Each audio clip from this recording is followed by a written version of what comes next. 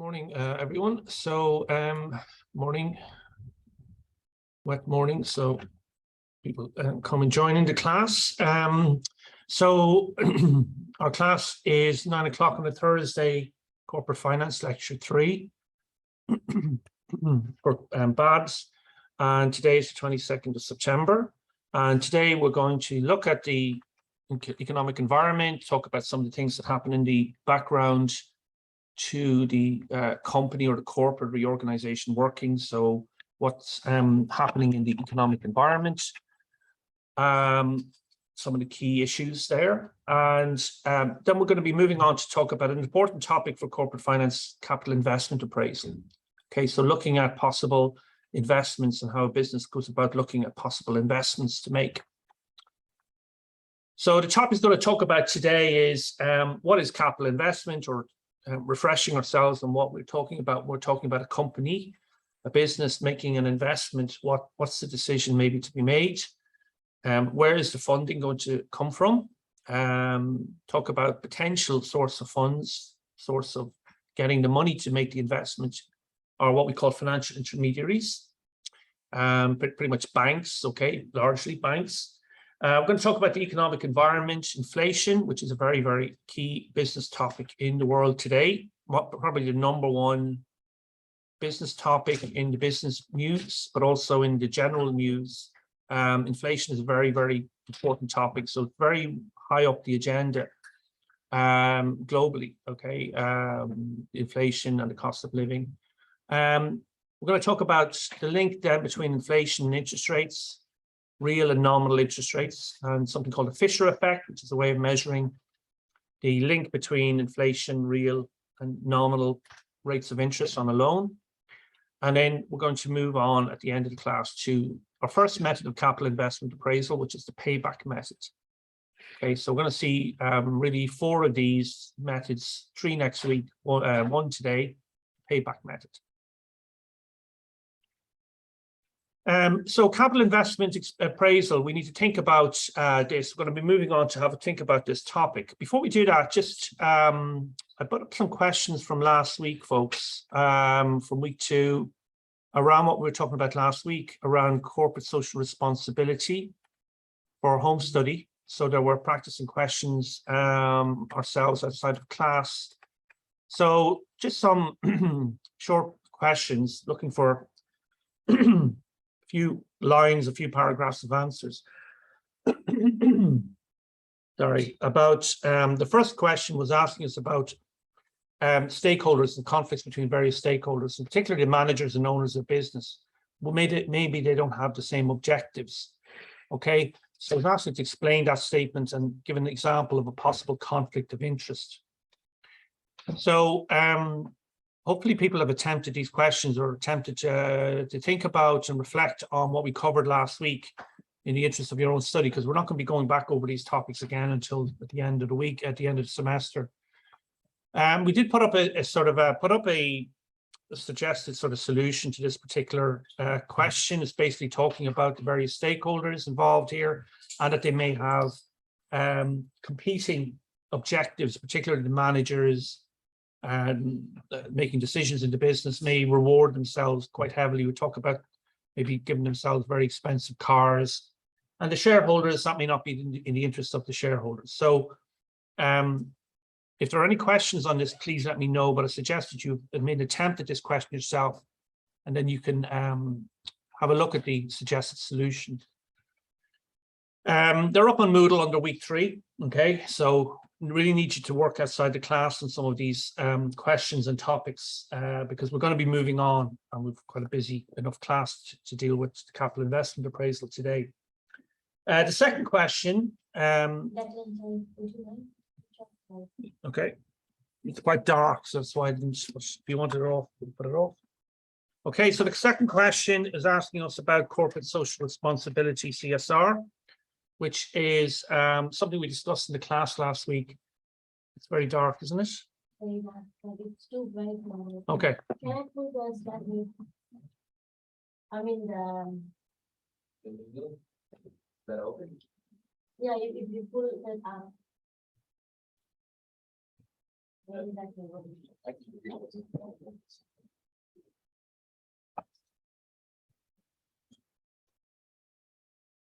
Okay, so second question was asking us about corporate social responsibility, something that we discussed in the class last week.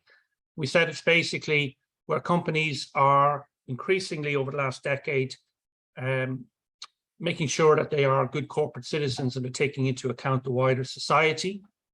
Okay, so in what respects can be argued? So it's kind of question is kind of asking us to discuss a little bit, okay, the role of corporate social responsibility. We said that there's multiple examples of this all the time out there in the business world, and as consumers we see it. Okay, so it's important to think about this because it is a very hot live topic. It feeds into what we call ESG, environment, social and governance, which is a buzz term or a very topical term that's widely being used in the world of business at the moment. It's basically the idea that there are other stakeholders, we said last week, so businesses can't just consider only the shareholders. While they will consider maximization of shareholder wealth, they do have to consider the environment, the employees, customers, the community at large. Okay, so basically it's the pressure that's put on companies, corporates, to think beyond just the interests of the shareholders. You know, it's just part of a wider social agenda, if you like. This comes from the United Nations, a lot of the ESG framework, okay, and corporate social responsibility feeds into that framework. Okay, if there's any questions, again, let me know, please. But it's important to make an attempt at these questions at this stage because we are going to be covering other new material and moving along. And you don't fall behind on it. Final question there is asking about value for money, the 3 E's and the value for money. So it's asking us about publicly owned service utility, to consider the meaning of the term value for money and what we call the 3 E's we mentioned: efficiency, economy, and effectiveness.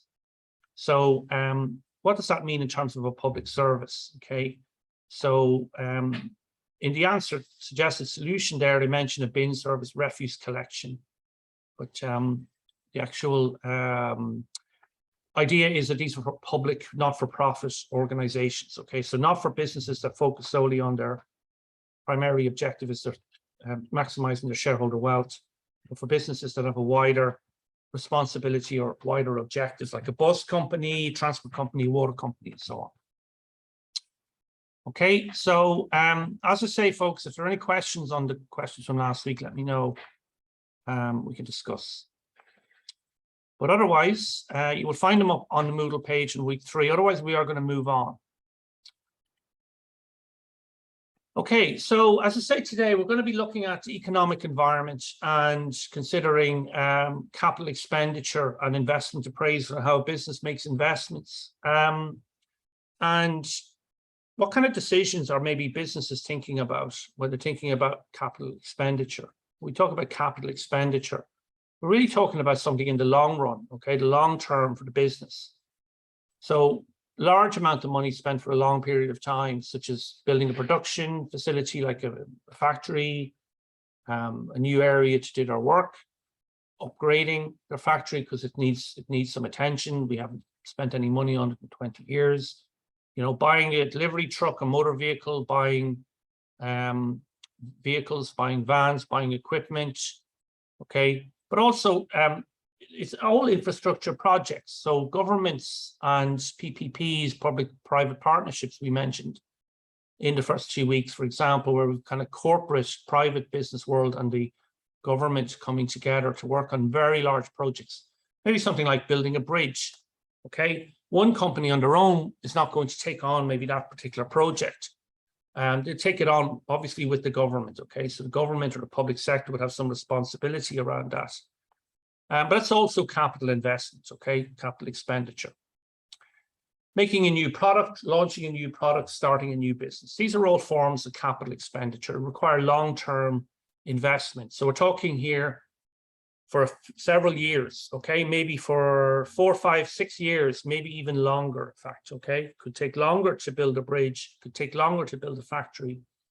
The launching of a new product may take a number of years. So we got to think about this. So this is happening in businesses all the time.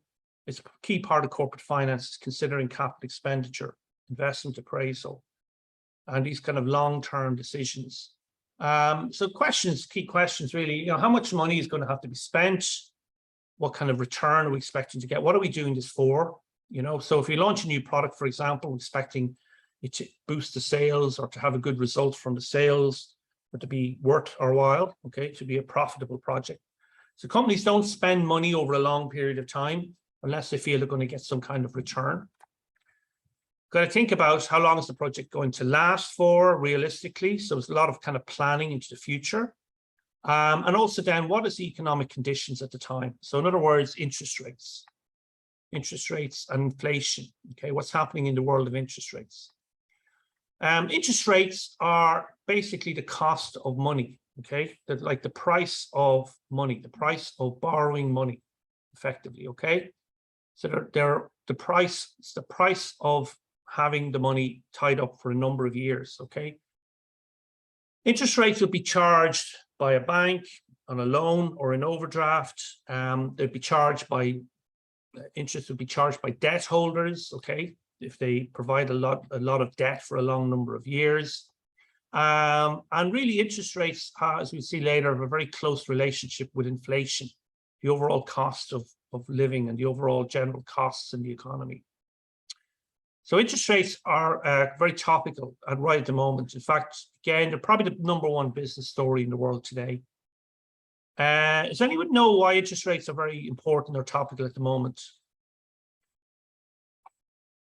Is it because of the interest rate, the company, whoever giving the loan, right? For example, like the bank will give the loan, we charge interest. Are they going to make money out of it? Something like that?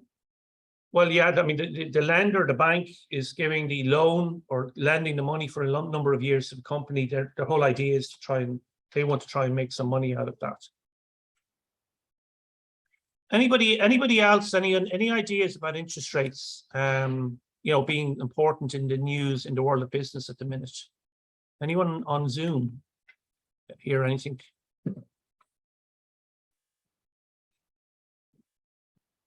Second, does that speak how the inflation rate is at the moment? With the interest rate, if it's high or low, does it speak about inflation at the moment? No. Yeah, there is a relationship between interest rates and inflation. Yeah, at all times, not just the moment. Yeah. For example, if the inflation gets very high, the interest will go higher. It should do. Yeah, it should do. Well, basically, I don't know if anybody has heard anything on this, but it's actually a very important topic in the world of business at the minute. Last night, the Federal Reserve in America, which is the central bank in Washington in America, increased their interest rates. And that was a very, very, very big global news story in the world of business. And today, the Bank of England in London is expected to put interest rates up by 0.5%, which is historically maybe not all that much, but in terms of where it's coming from, it's a very large change. So, right, the #1 business story in the world at the moment is the increase in interest rates of the US Federal Reserve. The Federal Reserve are the people who print the dollars, okay, in Washington, and they set the interest rate for the US dollar economy. And because the US dollar economy is very, very influential, the #1 most influential economy still, it has a large impact globally, okay?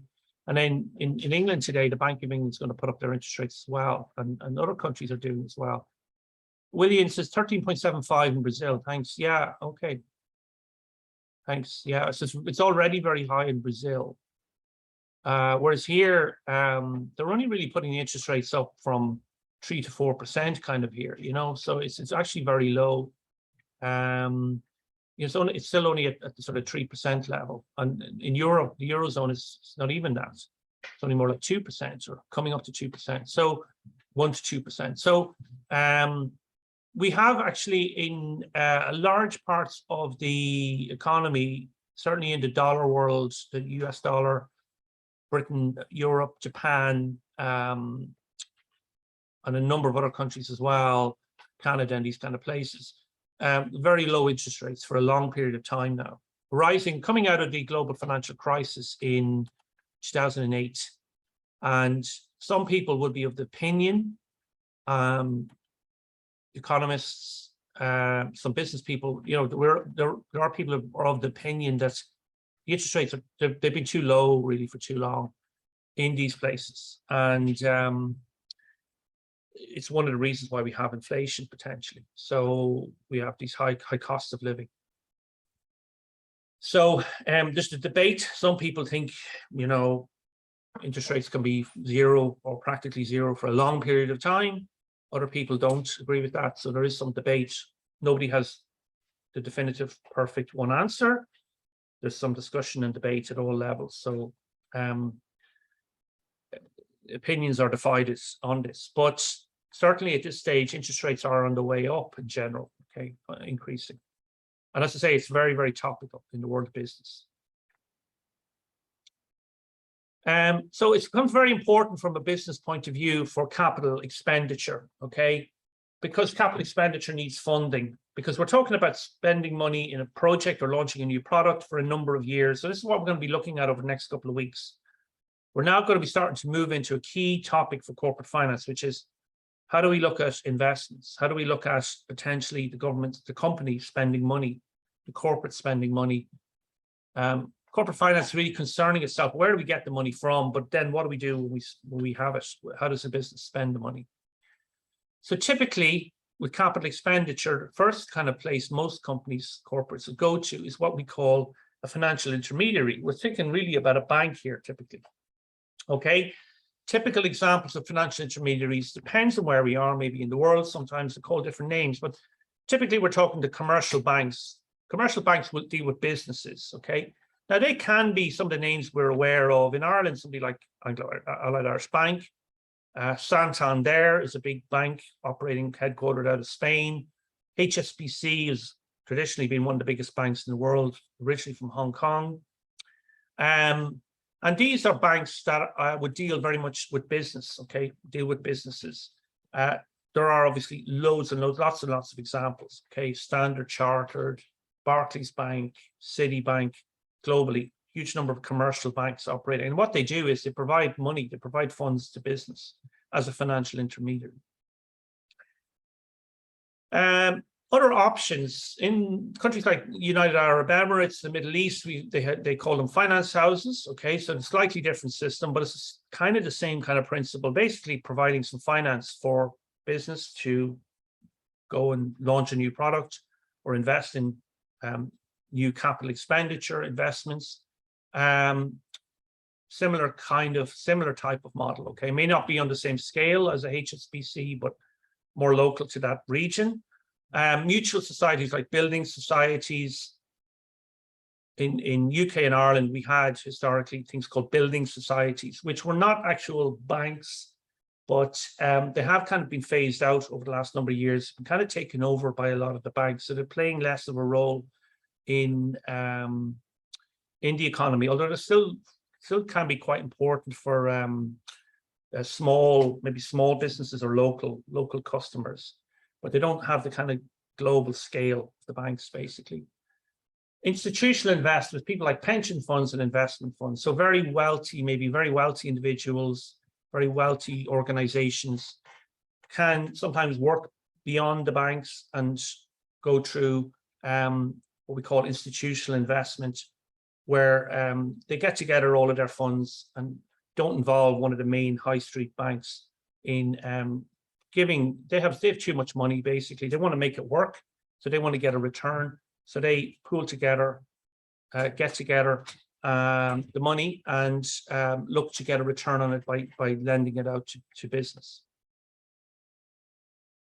Okay, we're going to do the attendance, folks. Didn't want to do it too quickly this morning because it's very wet and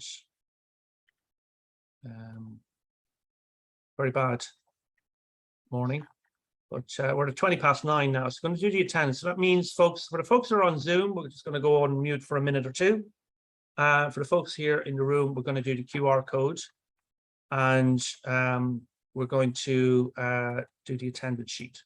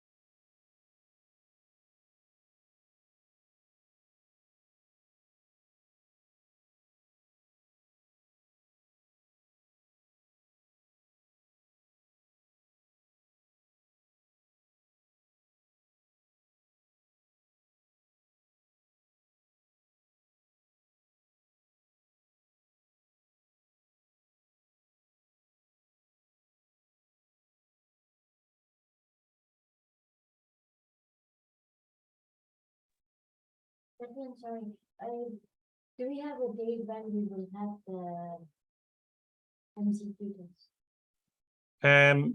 It'll be much later. It's not going to be, I'll give you 2 weeks notice ahead of it. Okay. It's not going to be, it's going to be like, I haven't fully decided what exact week it's going to be, like later. Yeah, later. It's not going to be now.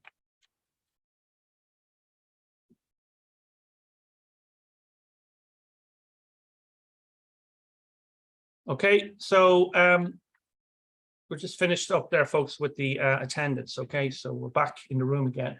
So financial intermediary, okay, we're familiar with this in some shape or form. We're familiar with banks. We know there are banks, they're on the streets. Just think about banks, we think about financial intermediaries. What are they doing? They're basically places where this is their big advantage in the economy. They're places where basically people can go, businesses and individual people can go to get a loan, okay, or an overdraft.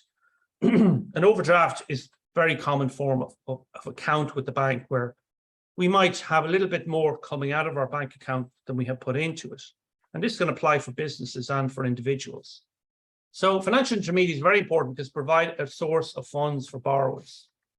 So what they do is they don't just deal with a few small number of people. They've got to have some kind of scale. They bring a lot of people together in the economy. They have a lot of, you know, there's only so many banks operating in any particular market, you know, no matter what size the country is, you know, even in a large country, 10 or 15 maybe banks in a large business, in a large company, in a country. And they're dealing with everybody. They're dealing with lots and lots of different people, okay, in getting funds in from them. So people put money in for savings, okay, to put deposits in there for savings. It's a safe home for their money. The people who are putting the savings in want to try and get a return in an interest rate or some kind of return on their account, on their saving. And the financial intermediary aggregates it all together, brings it all together, okay? So we're talking about, let's say, 10 banks bringing lots and lots of savings together across a region or a country, okay? So we've got lots and lots and lots and lots of accounts. So we're aggregating them, bringing them all together. That means then they have money that they can lend out to business, okay? But also they do lend out to people as well. You see, with things like mortgages, okay, and house loans. This is what they're doing, financial intermediaries. Our economy wouldn't really work without financial intermediation, okay? Because it's like a warehouse, if you like, bringing all of the savings together and then distributing it out to people who need to borrow.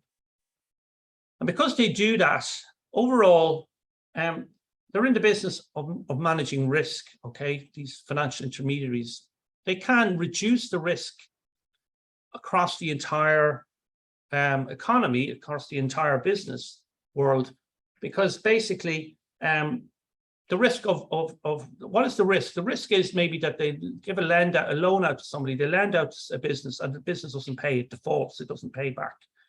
Now, a certain number of people, that's going to happen. They know that. They know it's a certain amount of their loans are not going to pay back. It's going to go into a default, but it's usually a manageable small percentage, okay? They know that not everyone is going to have a default or not be able to pay back, okay?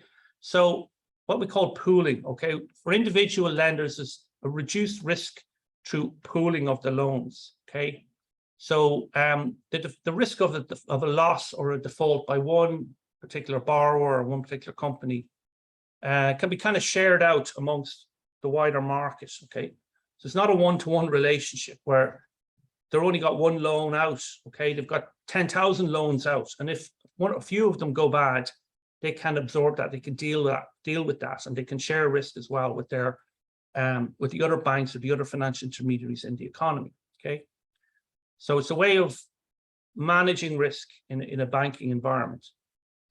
From the point of view of the people then who's giving this money, well, all sorts of people are giving the money. Okay, people have small savings, medium-sized savings, large savings, providing these funds to the financial intermediary. And the whole idea from their point of view is they don't want to be, what's their alternative? Keeping the money locked in a jar somewhere or in a room? You know, it's convenient from their point of view because they're often local, available, easily available. Now, so much of it, of course, is online and through apps from the point of view of small savers. And it's somewhere that they can be confident, okay? They can be confident that the money is safe when it's been put into a regulated financial intermediary. And finally, financial intermediaries provide something called maturity transformation. So basically, large amount, because they're dealing with so many people, so many small investors saving their money with them, maybe for a short period of time, okay, a money that's available in a short time frame. So money is available on demand, effectively. Because they know effectively that not everyone is going to come to them at one time and take all of the money out. They know this from experience. They know this from behavior. They know that not everyone who puts money into the bank needs to pull it out every single day. So you don't put the money into the bank. The vast majority of people don't put money into the bank and then just go and start pulling it all out immediately, day after day after day. Okay, because that's it's a waste of time, basically. Okay, what is the point in putting the money in the bank? We're going to the next day pull it back out again. So typically, they know that a certain number of people are going to take money out of the bank in any particular day, but it's only a small percentage. Okay, so they can do something called maturity transformation. Basically, get the money in. It's available. There's be enough money available for the savers when they want to get their money back out of the financial intermediary. But what they can do though is they have the knowledge that a lot of that money is always going to be available for the long run. So they can then go out and lend that money to the corporate world, to the businesses for months and years. Okay. So even though they may get savings in for a short period of time, they can kind of bridge the gap because they know that not everyone is going to pull the money out in a short period of time. And then they can lend that money on for a long period of time to the business world, okay? Because the business world needs to know, the corporate needs to know that they have finance for the length of the project, okay? They can't run out of money after a couple of months, okay? When they're going to invest in a particular project, they need to know the money's available there consistently, okay? So they sign contracts, they sign an agreement, a loan agreement to say, we need to have this money for 5 years. And that money is there for 5 years, okay? It's been provided by the financial intermediary. So financial intermediaries, think about banks, think about finance houses, think about building societies are in the UK and Ireland, although they've been kind of overtaken by the banks, rightly or wrongly. Things like high net worths, wealthy individuals can get together in their own funds and lend money out to the corporate world, to business, okay? So that the business then has money to do this investment. So what else is happening in the economy? Financial intermediary is very important, intermediation of the economy to transform the savers, introduce the savers with the borrowers. What else is happening? Well, in the world, in the economy, we have really two ways on a national and international and global level that the economy is run through what was called economic policy, which is relevant to what's happening. Firstly, the first over here on the left is called monetary policy. You may have heard of some of these, okay? Certainly in economic studies, very common description. about how the economy is run on a national or international level. Monetary policy is really concerned with the availability of money. Monetary really meaning the money, the availability of money, and particularly interest rates. Okay, how do we supply money to the economy? Okay, so who's involved in this? Typically central banks. Okay, so central banks, which are not like the high street banks. They're banks charged by a country or a region, like the European Central Bank in the Eurozone, or the Federal Reserve for all of the states of America that I mentioned was in the news from last night. And their whole, they're tasked, or they're given the task, and they're going back centuries now, okay? They're hundreds of years old, some of these central banks. The Bank of England is going back 300 years anyway, certainly in London. Tasked with basically making sure there's enough money supply around the economy at the right time, okay? There's enough money supplied in the economy at the right time. And how they do this, they are controlling things like, well, they regulate the banks, the high street banks, the financial intermediaries we just talked about. So they look after them and they keep an eye, strong eye on them. But they also actually print out the currency, okay? Print out the money. So all the money that we use has in some way been authorized by the central bank, okay? So that means literally printing notes and issuing coins, but also with cashless payments. They're also monitoring that in more and more detail. Okay, the central bank says just because something's cashless and we tap a card, okay, or tap a phone and do a financial transaction, it doesn't mean that it's not within this system. Okay, it is within this money supply system, this monetary policy system that the central banks are running. So what the monetary policy is concerned with is trying to manage the money supply and control interest rates from the point of view of targets overall set by government and by business and internationally set as well for things like inflation, okay, for rising prices. So when we see something like the Federal Reserve in America putting up their interest rates, that is them doing monetary policy, okay? Sometimes people hear about money printing, okay, because there's been a lot of money has been generated in the last, particularly in the last 10 to 15 years, coming out of the 2008 financial crisis. So it's a term that tends to be talked about. You know, people are always talking about money printing on various things. And effectively what that means is that the central banks have been supplying a lot more money into the economy to deal with the fallout from the 2008 financial crisis. We mentioned last week, 2008 financial crisis, still living with it, still living with the effect of it. Examples of poor corporate governance. But also then, you know, with the pandemic in 2020, there was a lot of money made available through monetary policy as well. Okay, the other way of controlling the economy at that level is what's called fiscal policy, taxation policy, basically, or spending. This is really where the government, the politicians in particular, okay, the politicians in a national or regional and international to some extent, okay, because it will be influenced by international developments. They set taxation rates, okay, and they control the amount of budget spent in the country every year, okay. So politician stands up once a year at least and starts talking about where they're going to spend money and where they're going to tax, where they're going to bring in money. That is fiscal policy, and that's a way of controlling the spending of money in the economy, okay. So we really got those two activities, or say two global policies. Monetary policies concerned really with the flow of money in the economy. What is the inflation rate? So very concerned, what is inflation? So again, very topical at the moment. Concerned with the cost of finance to business because they set interest rates. Can also affect exchange rates, okay? Exchange rates between, let's say, the dollar and the pound sterling, okay? Or the Swiss franc and the dollar, okay? Or the Canadian dollar and the American dollar, that's exchange rates. So there is a linkage between interest rates and inflation and exchange rates as well, okay?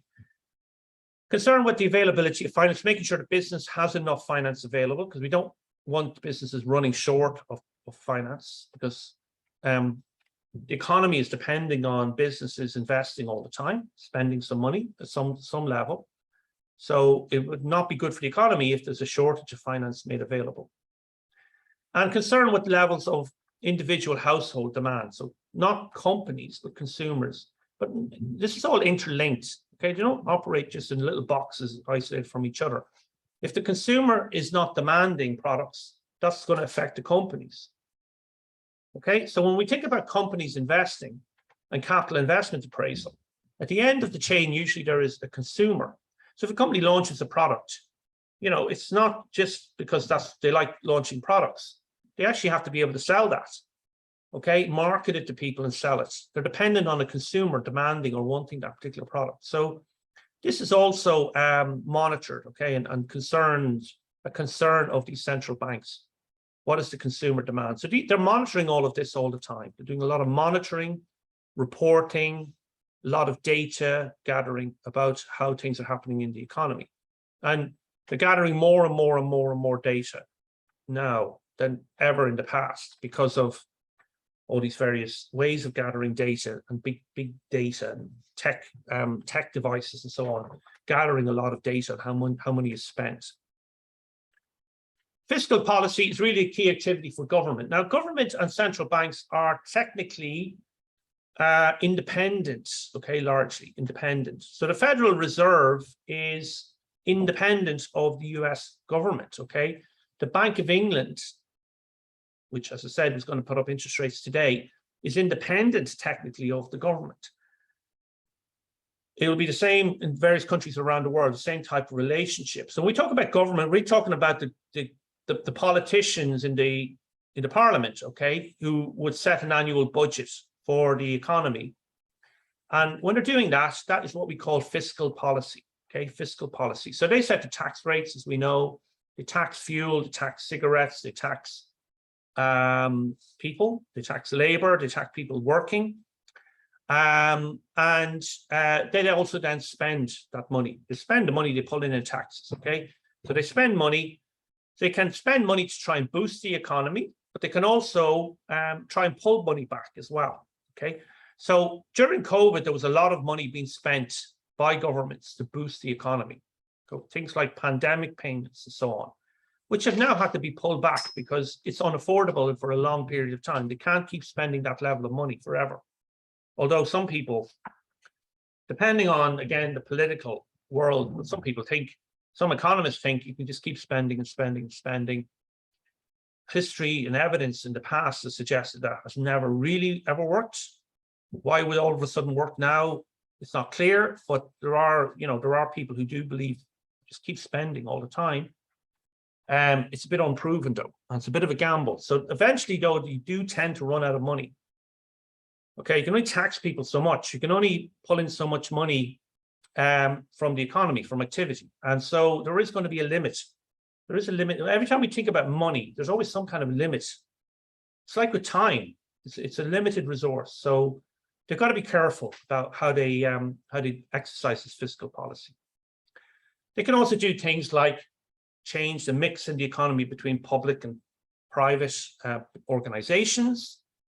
Okay, so if you like, the for-profit organizations, the not-for-profit organizations, the government can influence that. To spend a lot more money in not-for-profit organizations, they're going to grow, and maybe the private businesses will get smaller, okay, compared to the public. And also we see that when they do fiscal policy, when they have annual budgets, we see this ourselves, they can actually influence people towards certain behaviors. So this was a thing we saw with things like taxation of cigarettes and tobacco. Over the years, there was a time when the taxation on tobacco was quite low. Now it's crazy high, so it's very, very expensive because they want to try and influence people and get them away from smoking cigarettes. And, so they can have wider social motives, okay, or influencing certain behaviors. Anybody else? Any ideas on what kind of other things they can be doing in here, or what they're also doing in this area here, this particular box? Influencing habits. Anything else? Anybody, any ideas, or see any of this going on at the moment in the world, in the news, or in what's happening?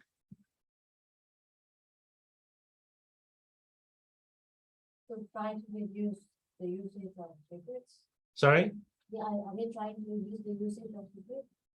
Like if they try to reduce the usage of cigarettes, government would be, they won't get the tax from that, right? Yeah. Well, they do lose. Yeah, they do. They have increased it. Yeah. Because it's at the same time they're increasing for the e-cigarette or nicotine. Yeah. Cigarettes, certainly they have taxed very heavily to try and change people's behavior. Any other types of changing people's behavior?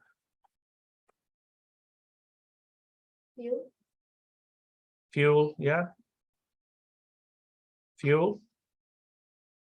What have they done with fuel, or what are they doing with fuel?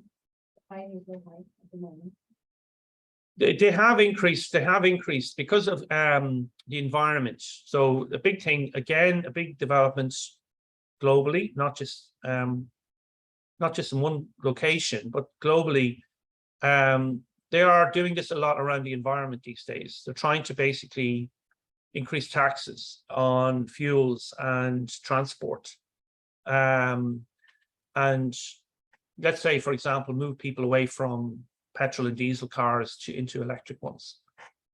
So that's fiscal policy when they're doing that. When the government politicians are doing this, that's a form of fiscal policy or effective fiscal policy.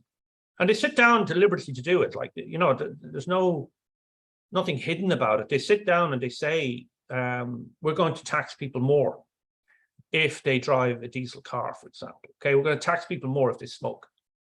So there's nothing hidden. They're on the radio or they're in the news or whatever. They're online or whatever, wherever they communicate.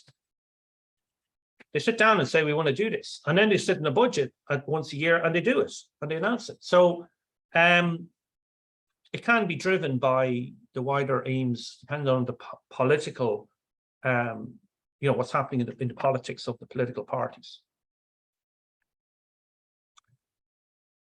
So inflation is a very hot topic. So the cost of things at the moment, the cost of living is a very, very much talked about topic. More now than it was even a few years ago. In 2021, 2022 in particular, it's kind of been an issue really for a long time, actually, but people are talking about it now all the time. So it's kind of hard to ignore. And that's basically what we have with inflation, okay? And from a business point of view, because we're not going to be thinking in corporate finance, always thinking just about the individual consumer, but particularly about the corporate, okay, the company, okay? We're going to focus more and more on the company in the module. And we can think about inflation. What does that mean when they're sitting down to look at their plans, okay, or their business? So inflation is obviously going to impact on things like how do they price their products, their decisions around pricing their products. Is it affordable? Their wages, so they're probably getting claims in from workers for more money in wages, when the cost of living is going up, which of course businesses then historically try to resist. They have to think then, what impact will it have on their investment decisions? Is it going to change some of their investment decisions? It could be quite difficult to foresee the future when we have high levels of inflation. It's difficult to forecast the future or predict what's going to happen anyway. When we have high levels of inflation, it becomes even more difficult to kind of manage the cash flow, to make sure the business is not run out of cash basically over the next couple of years. What we call working capital management, which is something we're going to be looking at in future weeks. Okay, so how do we make sure that the business is able to pay its debts and pay its bills? Okay, there are two main types of inflation. One is called cost push type inflation, where costs are going up, the cost of production of something is going up and it's forcing the price of it up. Or number two, demand pull type inflation, where there's so much demand for something for some reason. Okay, it is an exceptional level of demand for a product or a service, and it's pulling the cost of the product or service up. Okay, so these are the two main different types of inflation that we see. So firstly, cost push inflation. We've got increases in the production and operating costs of the business, lead to the business having to pass on their costs in increased selling prices to cover their own costs and to cover make sure that they're still making some kind of a profit. So this is a situation where business, employees might go to an employer and say, I need to get a pay rise because cost of living's gone up and we have inflation. And the employee might, fairly think that, okay, yeah, we're going to, we need to get that, I need to get that in order to just pay the bills and so on. But the employer might say, they will be resisting that, okay, basically very often. So we see this when we see things like strikes, okay? We're familiar with this. Unions start to get involved as well. And, the employers resist because the employers know that they're going to have to, well, in some ways they resist for their own personal motives, okay, for their own corporate culture or whatever. But also when everyone goes in and asks for a pay rise, basically that then feeds into higher costs of production of goods and services, gets passed on to consumer basically. Okay, so that will then cause more inflation. So we get an what's called a spiral. Okay, so inflation keeps going up and up and up because we have inflation, people demand higher wages. That then causes more inflation.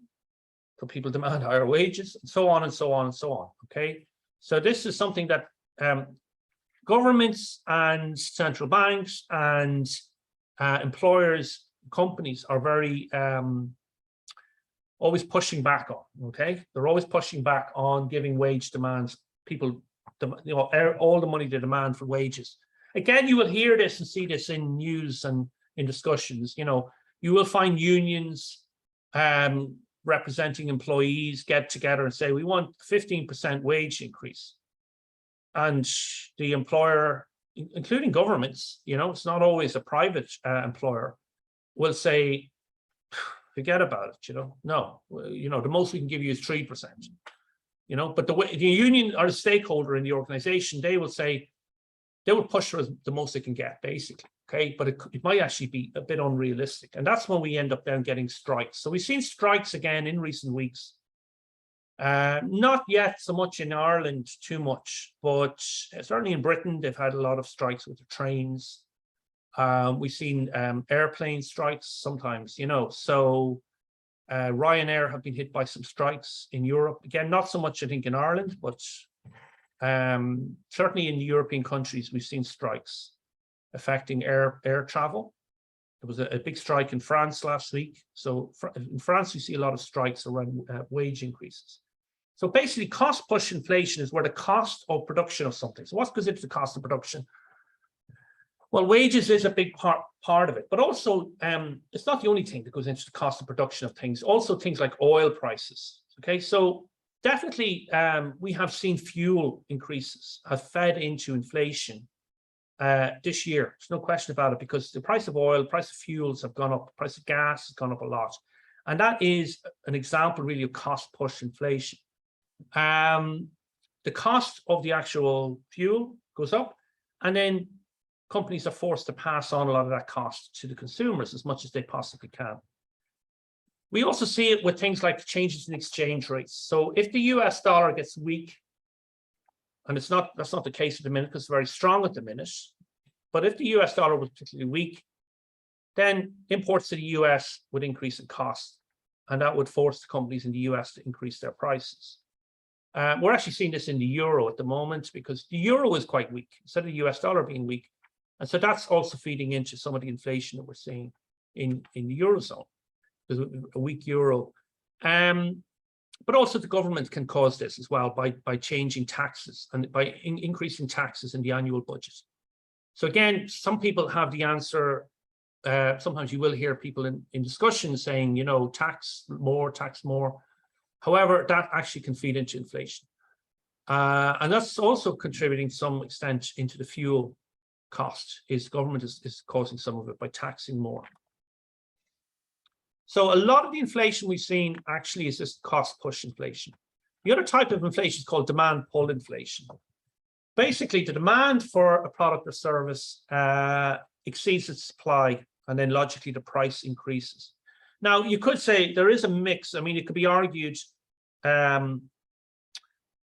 we could have a mix between the two, okay? But definitely a lot of the inflation we've seen is this type here, cost push inflation, because it's not as if we're demanding more a lot more than we were previously as such. Okay, we're demanding a bit more, but we're not making phenomenal, huge increases in demand. That's actually causing scarcity. Okay, causing scarcity of goods and services. So there can be a mix between the two, but I would say probably we're leaning more towards cost push inflation than demand pull. Depends on the product, it depends on the service. An example of demand pull inflation, though, would be something like accommodation costs, okay? So the cost of housing, rents, and so on. When there's a lot of people demanding rent in an area, and the supply isn't coming or isn't there or isn't able to handle that demand for whatever reason, then that can be an example of demand pull inflation. So we do see some of this in some areas of the economy, particularly for a number of years, certainly in Ireland, a place like London and so on, big cities. We've seen it in housing costs, okay, where there's been this huge demand in cities for housing, and the supply has stayed kind of the same, or it's only grown a small amount. So what's meant to happen is demand eventually cools off above a certain price. The price keeps going up and up and up. Eventually, some people, consumers, say they're out of the market, okay, for whatever reason. They say, we can't continue to consume this product or service, okay? So eventually, over a number of years, the idea is that the inflation brings an equilibrium or balance to the market. Okay, I want you to think, we're going to take a break 15 minutes, and then after that, I want to think, when we come back after the break, just to think about some of this increase in price. So just reflect over the break, take your break, but for the minute or two we come back after the break, just to think about something that has increased in price and what we think might be driving that increase in price. We'll talk about it. For the folks that are on Zoom, so to type into the chat, shout out. We're here, not that many of us here in the room, we can hear you. When we come back after the break, okay? So take the break for 15 minutes. Let's have a little discussion on this when we come back. Thank you. Thanks.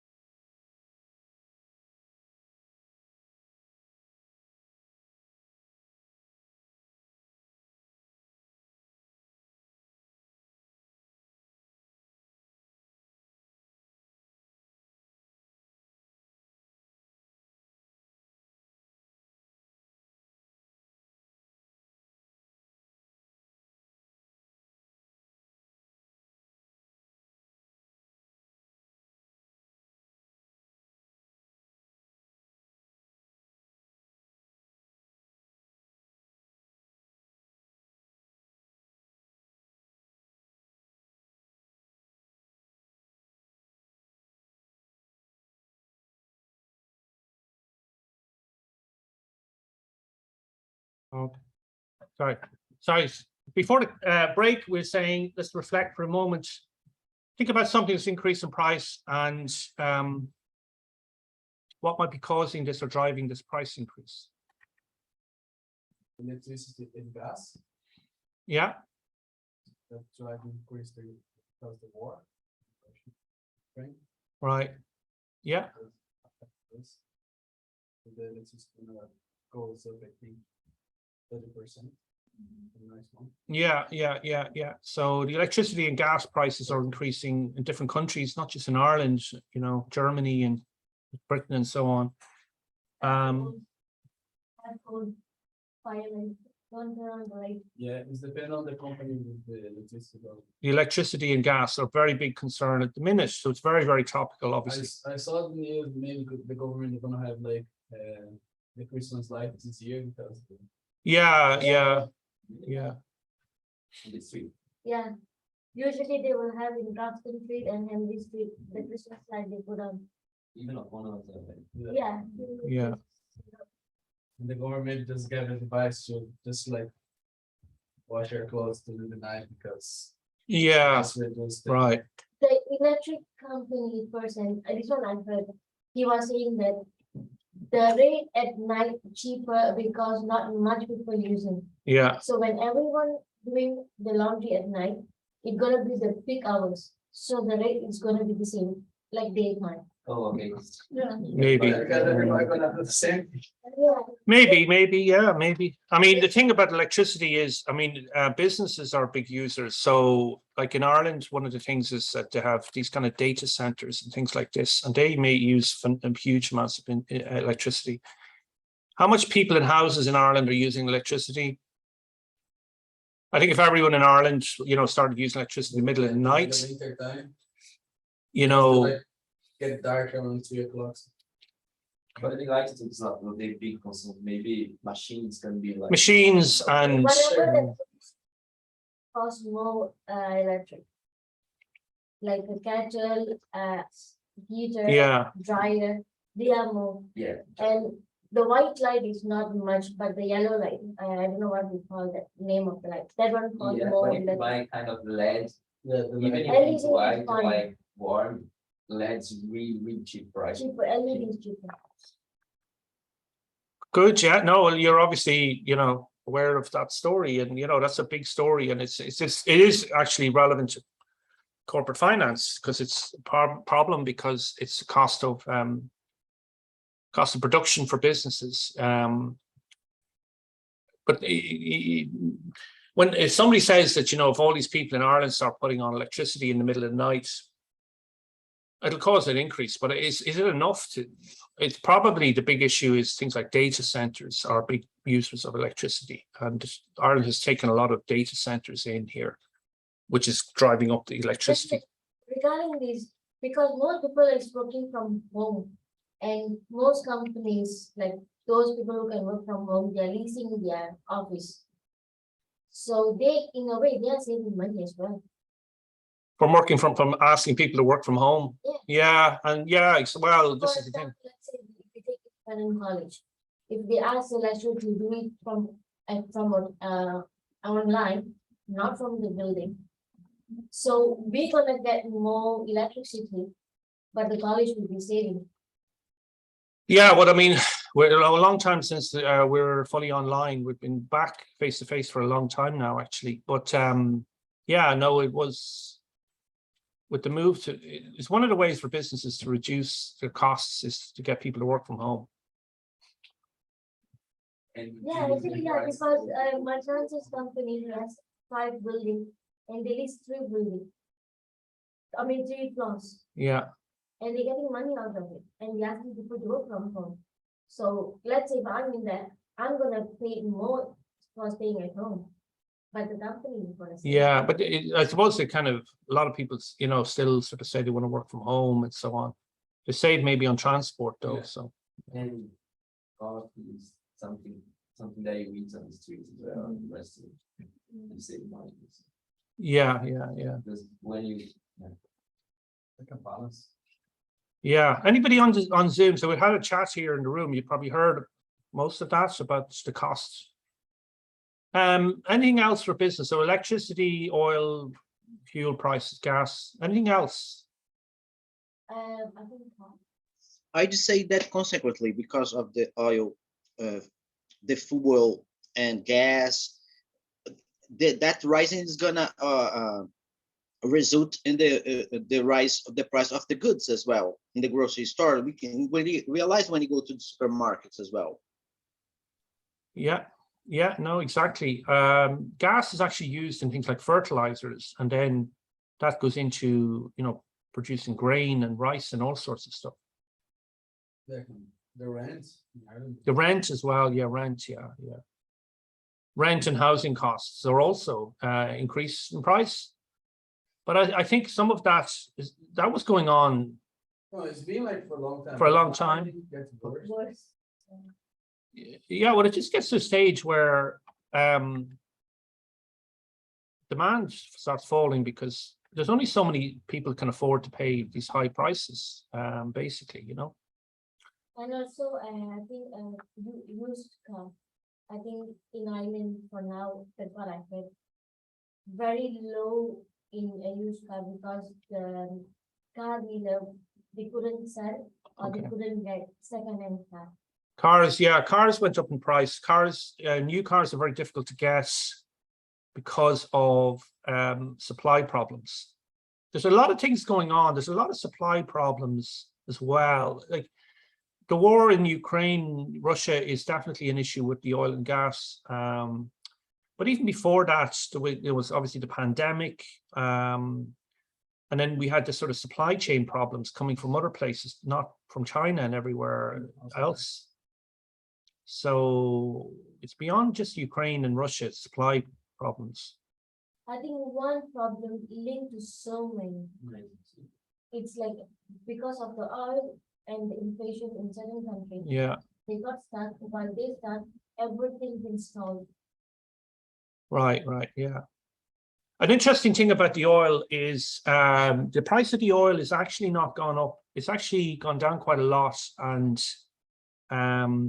it's actually there was times in the past that the oil was higher than it is now, which is surprising. I mean, 8 years ago, 10 years ago, even the price of the oil now is actually kind of around the same as it was back in January. What's changed, particularly in this country or in European countries, is that the euro has got very weak. So It's like the war, the real like gets weak.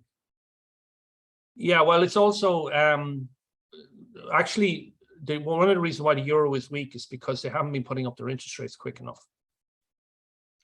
So as I said last night, the Americans put up the interest rates today. The British put up interest rates, but the European Central Bank in Germany, in Frankfurt, hasn't put up the interest rates as much, and so that causes the euro to be weak.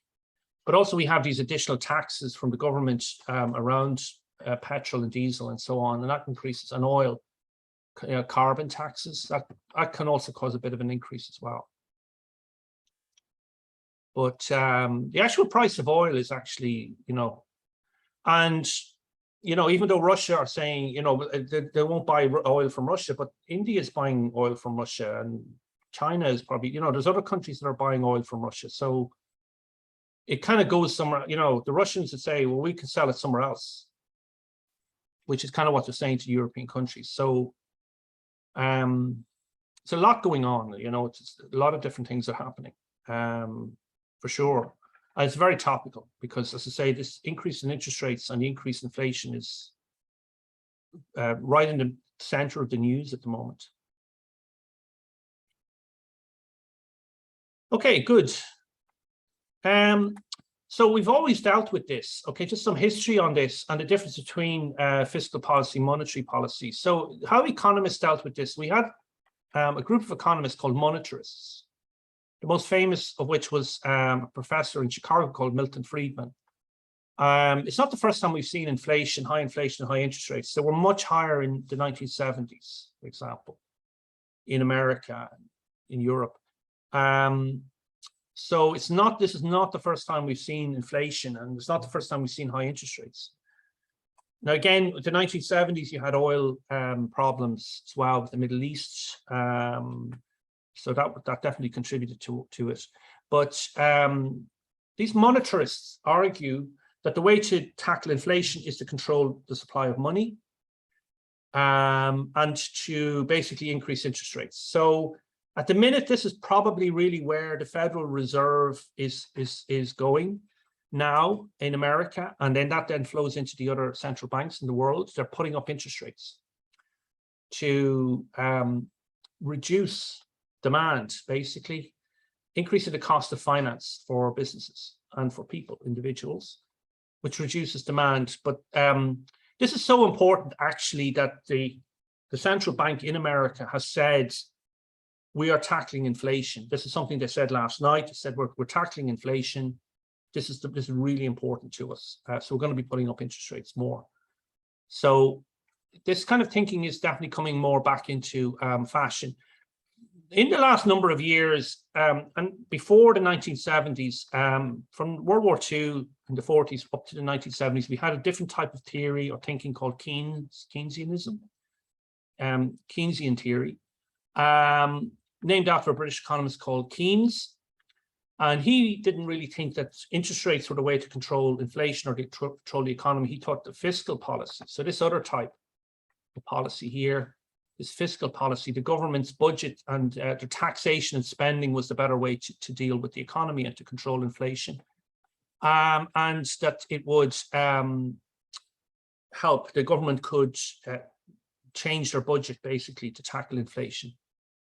So this has probably become very popular in the last couple of years, but it kind of hasn't worked very well effectively.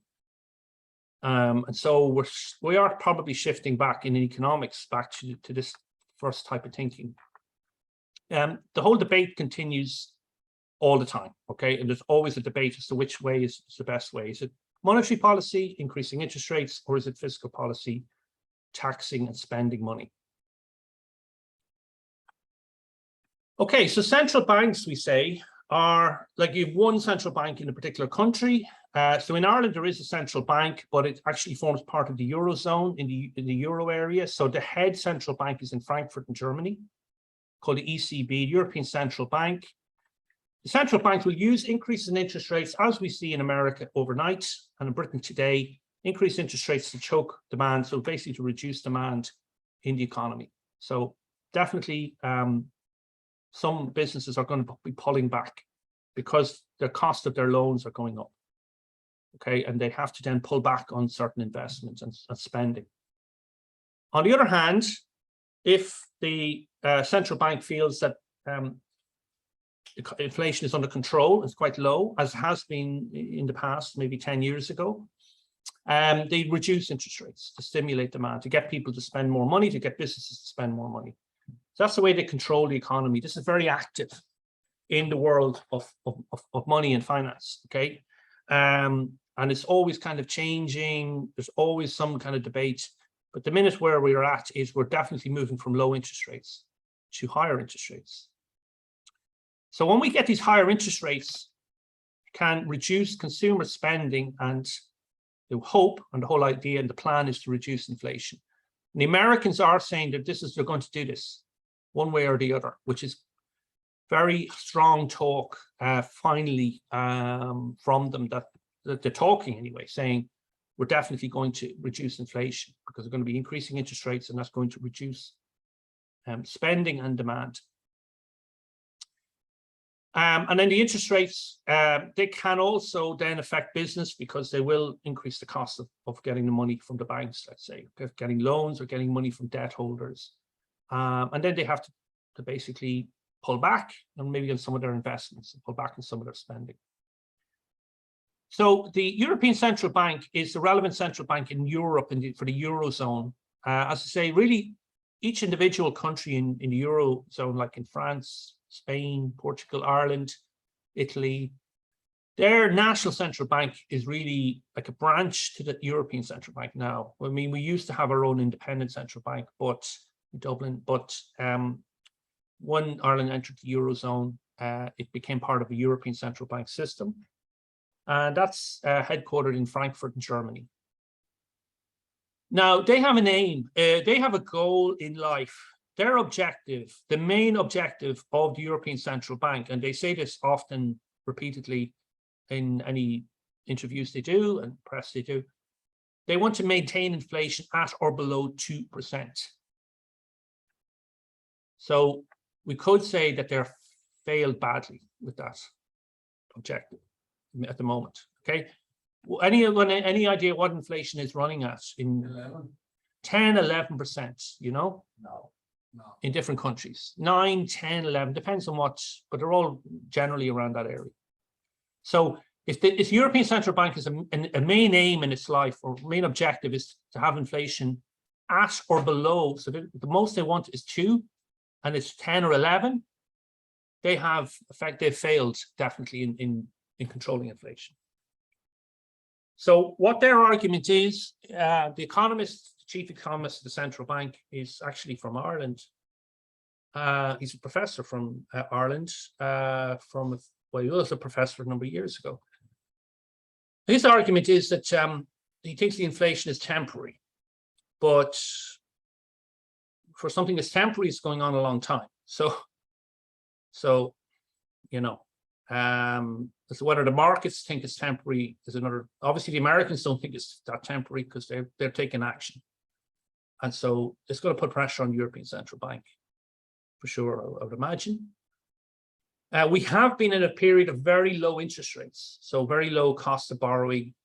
It's not normally been that low in the past, you know, back 40, 50, 60, 70 years ago, interest rates were way, way higher. 5, 6, 7, 10, 15, 20% even in the early 1980s. So they've just been very low historically since the middle of the 2000s. Any questions, folks, on any of this?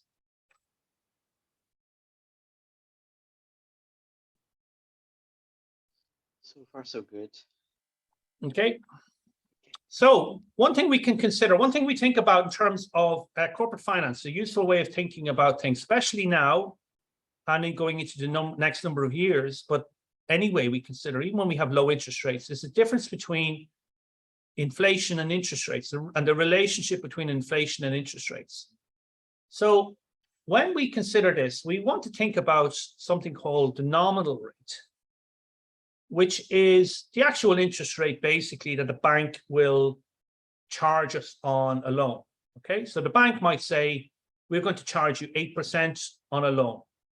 Say that to a business. We're not really thinking about personal people here. We're not thinking about consumer finance. Our main focus here is businesses, okay? Maybe they get a loan from a bank. And as part of that loan, the bank says, we're going to charge you 8%, okay? That is what we call a nominal rate of interest. It's the advertised rate, if you like, okay? It's the rate that you see on their advert and in the agreement and the loan, okay? That has not been adjusted for inflation. So it doesn't take account of the fact that we have inflation in the economy. To get to the interest rate adjusted for inflation, we try to calculate what we call the real rate. Real rate is the rate adjusted for inflation. If you like, we could argue it's a more realistic rate, okay? A more real rate. So real rate is adjusted for inflation. A nominal rate has not been adjusted for inflation. We would expect the nominal rate to be much higher than the real rate, okay? Because the difference is going to be the inflation. So, for example, if the interest rate charged is 15.5% by the bank, okay, so the bank advertises, say, we're going to charge you an interest rate of 15.5%, and the inflation rate is 5%. In this case, the real rate is 10%.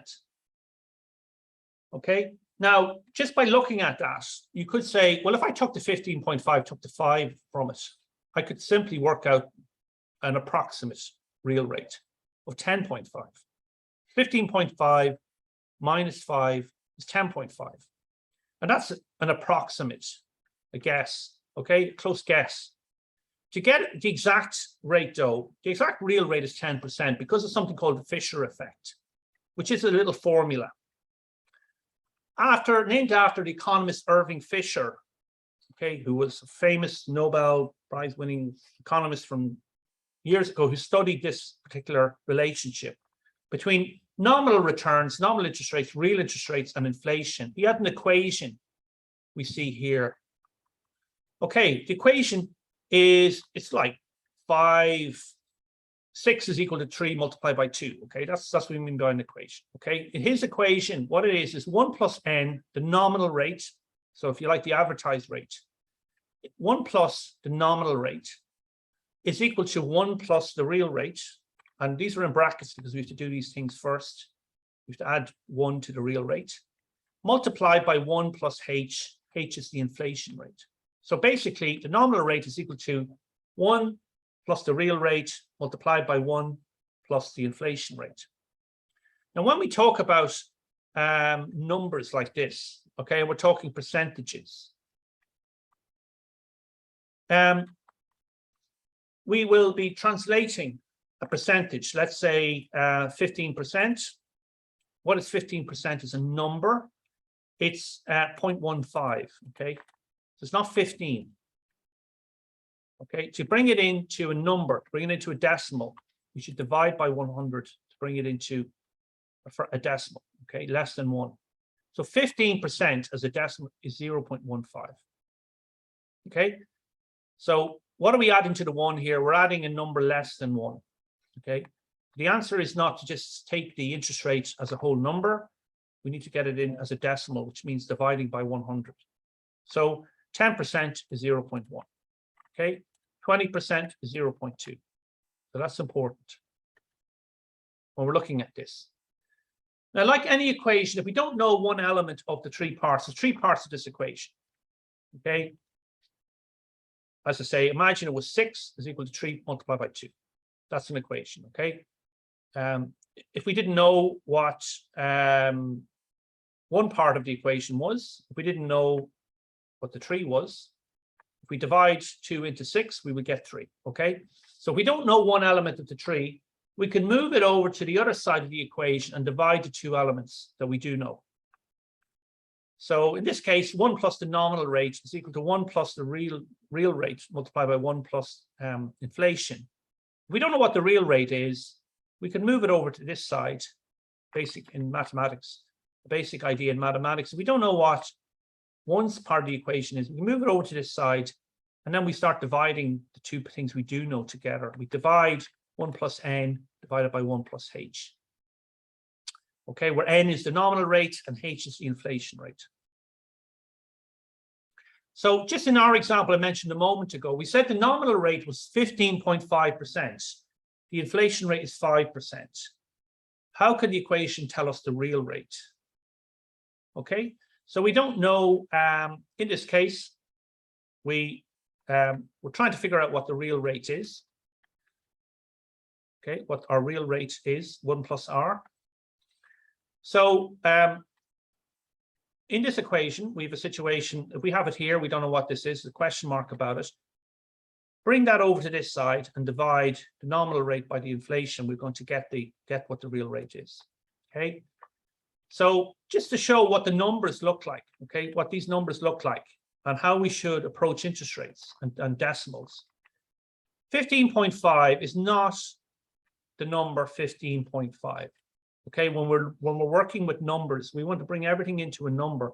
15.5% is not a whole number. 15.5, it's actually a fraction. It's less than 1. So to get it into a percentage, or to get the percentage into a decimal, divide by 100. Okay, so 15.5 is 0.155. So with any percentage, okay, if it was 50%, it would be 0.5. Okay, if it was 40%, it would be 0.4. So 15.5% is 0.155. Okay, we know what this is. We know 1 plus the nominal is 1 plus 0.155. We don't know what this is, 1 plus the real rate. We're asked, how can we figure out what the real rate is? We do know what the inflation rate is. We said it was told it was 5%. So 5% is not the number 5. That's that's it as a whole number, but it's a percentage. So we need to divide it by 100. 5% is 0.05. Okay, that's what 5% is. So what we need to, we're working with these equations or with these numbers, and we have an interest rate, a percentage. To bring it into a decimal, we divide it by 100. Okay, so we know what this is. We know what this is. We don't know what this is. So what we can do is we can move that over to this side and then divide this one divided by this one. Okay, we can divide those two numbers to get what 1 plus r is. So 1 plus 0.155 is obviously 1.155. You're just adding the number 1, okay, to 0.155. Divided by 1 plus 0.05. What's 1 plus 0.05? It's 1.05. Okay, divided by 1.05 is 1.1. Okay, but that has 1. That's not a percentage. So that's not the final answer. It's actually got 1 added in, included in it. So to get the actual decimal, we'll take away 1 away. Okay, it's 0.1. It's 10%. Again, to go the other way, to go from a fraction 0.1 to a percentage, you multiply by 100. 10%. Okay, so this is showing the Fisher effect. Using the Fisher effect formula to actually accurately calculate. If we know, in this case, we know what the nominal rate is, so the rate charged by the bank and the advertisement. We know what the inflation rate is. How can we work out the exact real rate? 10% is the answer. If I didn't work out the Fisher effect, if I was asked in a question to work out the Fisher effect, I need to do that calculation. If I wasn't just looking at it lazily or, without doing any calculations, and I took, I was looking for a lazy approximation of what the real rate was. I could say 15.5 minus 5 is 10.5. I wouldn't be quite perfect, but it would be kind of close, okay? Kind of close enough in a way, okay? As a quick, without doing any calculation with the calculator, off the top of my head. Okay, but the actual answer under the Fisher effect formula was 10% is the real rate. And what does that real rate? It's basically a more realistic interest rate because it's taken the adjusted for inflation. It's adjusting for the inflation in the economy.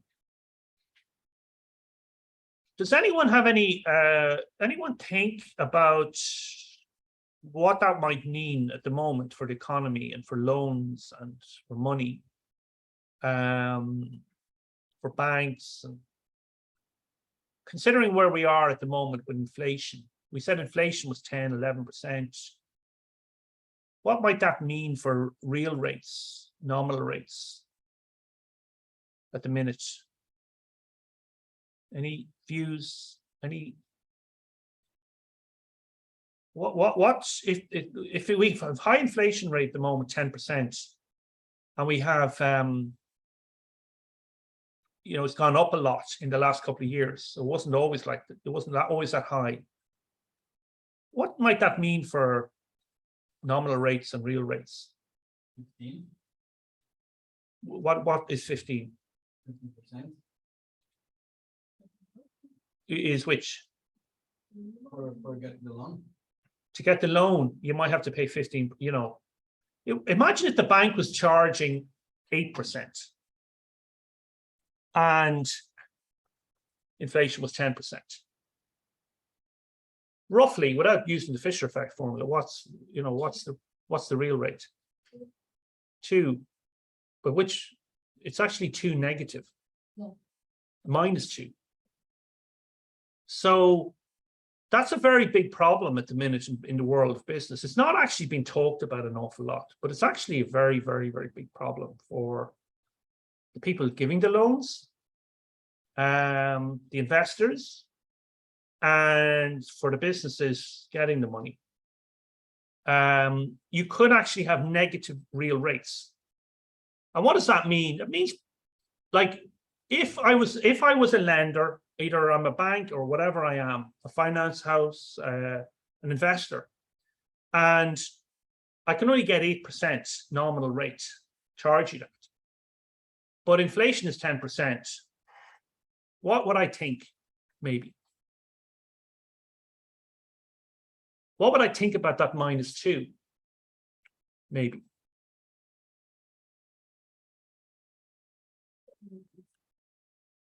Sorry, repeat your question again.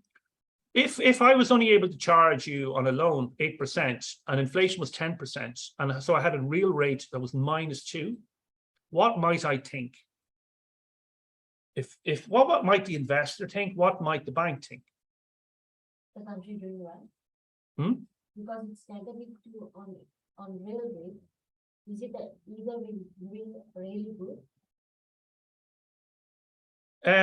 Well, if it's a negative real rate, Because it means like there's no inflation. or there is inflation, there's 10% inflation. What, anybody on Zoom, any idea what might it mean for if I was sitting in a room as an investor and inflation, I can only charge you 8%, but the inflation is 10. So I have a negative real rate of -2. Probably you'll be thinking you're not gonna get your money back. Are you going to get the money back? You know, you might think. Maybe a bad decision. Bad decision. You might say, you could say, why would I bother? Kind of. You could literally say, if I was sitting in a room making a decision, commercial decision, is it a bad decision? Am I going to get the money back? But also you might say, why would I bother? Because you know you're not gonna get the money back because of the inflation. Yeah, you're getting a negative return. Thanks. On the chat, Carolini, it means that the investor lender is losing money due to the higher inflation than the interest rate. Exactly, yeah. So you could say, if I was sitting in a room, if somebody said, I have to make a decision, okay, you have to lend for 8%, inflation is 10, you have a negative real rate of -2, I'd say, well, why would I do that? Why would I bother? So this is a very big problem in the world. It's not really, some people are, of course, monitoring this and talking about it, but it's kind of not really been talked enough, maybe, yet. This is one of the reasons why inflation is a problem. You know, sometimes people think inflation is sort of, we can always deal with some inflation, but it actually is a problem because it may actually demotivate lenders to lend money. And if lenders don't lend money, they can eventually go out of business, but there isn't money available to finance them as well. So it's not good for the stability, you know, of the economy or confidence. What you said, because if no one lend money, so the economy doesn't. Yeah, well, they're demotivated. People get demotivated, you know, it's not good for motivation. Like, businesses will not sell products at a loss, and banks don't lend money at a loss, you know, so they basically need positive real return. So what will end up happening is the banks are going to have to say, I can't lend to you at 8%. I have to lend to you at 13 or 14% or 15%. You know, but if they were tied in, which means that the cost of money goes, the cost of finance for the business is going to go up. You know, because what's the point in the bank lending money for less than inflation? So, or an investor, it doesn't have to be a bank, you know, a very wealthy investor. Now, some of them are, you know, some of these wealthy investors are kind of charities almost, but in some cases, but there'll be a limit to that. So investors are ultimately concerned with what they can buy with their money. They are concerned about the compensation for inflation, and they focus really on the real rate. So we haven't talked, there's not maybe as much talk about this as there should be in the world of business. They're a bit slow coming to it, but they might talk more next year or the year after about this, because it's definitely a live issue that people are not being compensated for inflation. It may demotivate them over a period of time. Okay, I have a question. Sorry. Yeah. How about if the investor wants to invest in a company? I mean, the inflation rate is going to keep in the same always, like comparing with the bank. The 5% will be always same, or it will depend about the company. It's going to change. The 5%, if the inflation is 5%, that will change every month or certainly every year. But I mean, if instead of an investor make the investment with the bank or something, maybe it will be better to make it like buying shares or buying investment on the stocks for a company. Yeah, well, they may not provide what's called debt finance. They might buy shares. Yeah, they could buy shares in the company. Mhm. If they buy shares in the company, how do they get a return for that? It's a monthly, I think it's no, like every period of time, like every 3 months, every 4 months, they get something back. Well, yeah. It's what we call a dividend, or what they don't get interest rate payments, but they get dividends. So if the investor buys shares in the company, they get a dividend. And we can also consider dividends by in terms of interest rates. So they will actually translate their dividend into an interest rate. So they'll say, the dividend rate is 5%. So if the dividend rate is 5%, but inflation is 10%, they have the same problem of a negative real return. Okay. They actually translate the dividend money coming from the shares into a percentage, like they do with the interest rates on a loan, for example. So the shareholders, no matter who's making the investment, whether it's a bank giving a loan, something we call debt finance, or it's a shareholder putting money into the business, equity finance, they're both going to be concerned with real returns. So it's definitely an issue. Okay, here's a question I want you to please have a look at for the next 6 minutes, folks. So for the folks who are on Zoom, to work on this, and for the folks here in the room, question on the Fisher effect. So the formula is up at the top here. 1 plus the nominal rate is equal to 1 plus the real rate, okay, multiplied by 1 plus h, the inflation rate, okay, where n is the nominal rate, the small r is the real rate, and h is the inflation rate. So in this case, this question, we're told the real rate is 3%, the inflation rate is 6%. We're asked, what is the nominal rate of interest to the nearest decimal place? So we don't need to go to 4 or 5 decimal places, just 1 decimal place will do, okay? So you're told what the real rate is. What is 3% as a decimal? It's 0.03. We're told what the inflation rate is. The inflation rate is 0.06.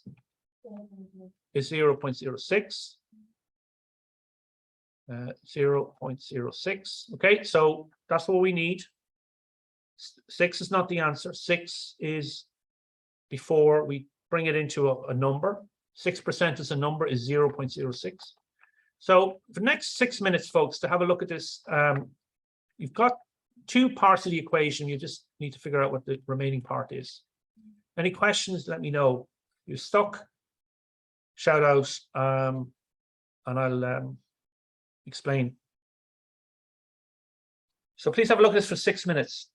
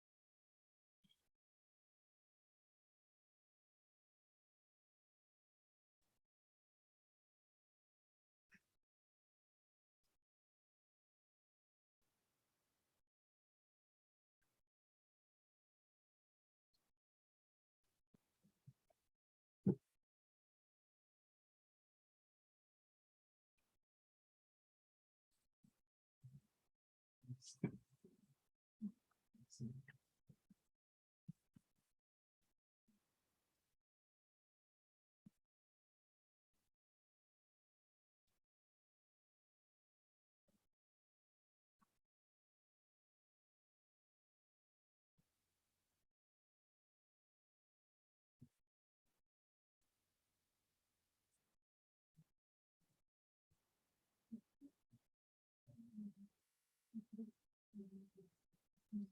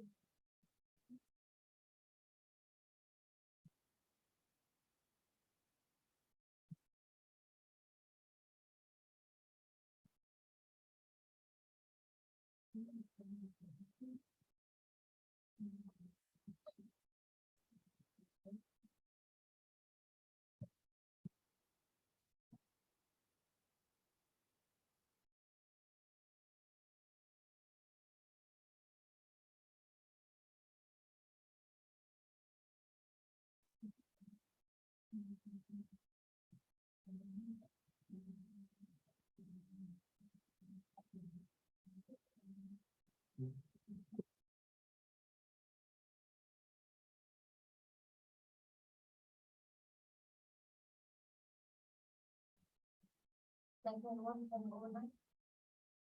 Sorry, 1.09. 1.09. Well, remember, yeah, remember that it's we actually want to get n, so you've got one added, so you should take one away. That means 0.9. Then I have to divide by 100 to get that. You're looking for n, okay, and n has one added to it, so to get n, you take the one away from it.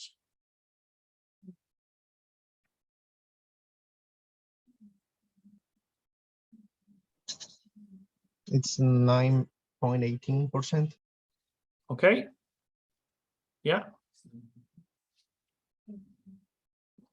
Just give people another minute to work on it.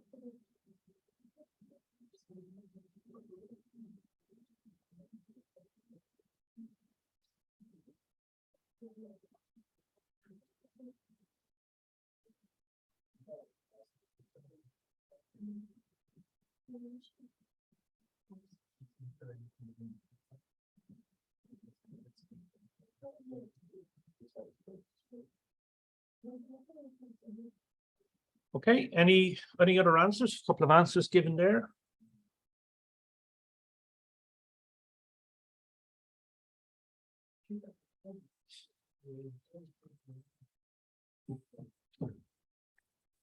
Any other types of answers? 9, some people mentioned. 1.9, 1.09, 9.2. Thanks, Kevin. Thanks. Yeah. The answer is 9.2. Yeah. Okay, 9.2. So what we're asking for is percentage. We're basically trying to work out what n is, okay, in this formula, the nominal rate as a percentage. So what we have is we've been given 1 plus R. 1 plus R is R, small r, the real rate we told is 3%. So that is 3%. To get it into a decimal, divided by 100 is 0.03. Okay. So 0.03 plus 1 is 1.03. So that's this first, that's what we have here. We're given this in the question, 1.03. 1 plus H, 1 plus the inflation rate. So we see the same kind of idea with the inflation rate. We're told the inflation rate here was 6%. We don't want it as a percentage. We're not going to get the right answer. We leave that as 6. We need to bring it into a decimal, which means divide it by 100. 0.06. Okay, that's what H is. 0.06 is a number. We add 1, it's 1.06. Okay, so we've basically got here 1.03 multiplied by 1.06. It's going to give us 1 plus n. So 1.03 multiplied by 1.06 is 1.0918. That's not actually the answer for n, because we're not asked what is 1 plus n, 1 plus the nominal rate. We're asked what is n. So to get n, we need to take 1 away. So minus 1. And that gives us 0.0918. Again, that's a decimal. Really, to bring that as a percentage, what is that as a percentage? To bring that back to a percentage, we would multiply it by 100. Instead of dividing it, we multiply it by 100. 9.18% or 9.2, because it just said to the nearest decimal place. So this is 1 decimal place. So 9.2. 9.2 is the answer. So what it means is that the nominal rate, which is basically like the advertised rate on the loan from the bank, is 9.2%, where the real rate is 3% and the inflation rate is 6%, we were given in the question.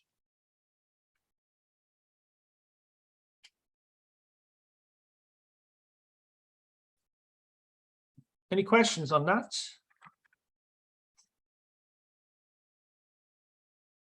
So there is this relationship. Okay, this formula helps us to work out. We're not given maybe one part of it. In this case, the nominal rate.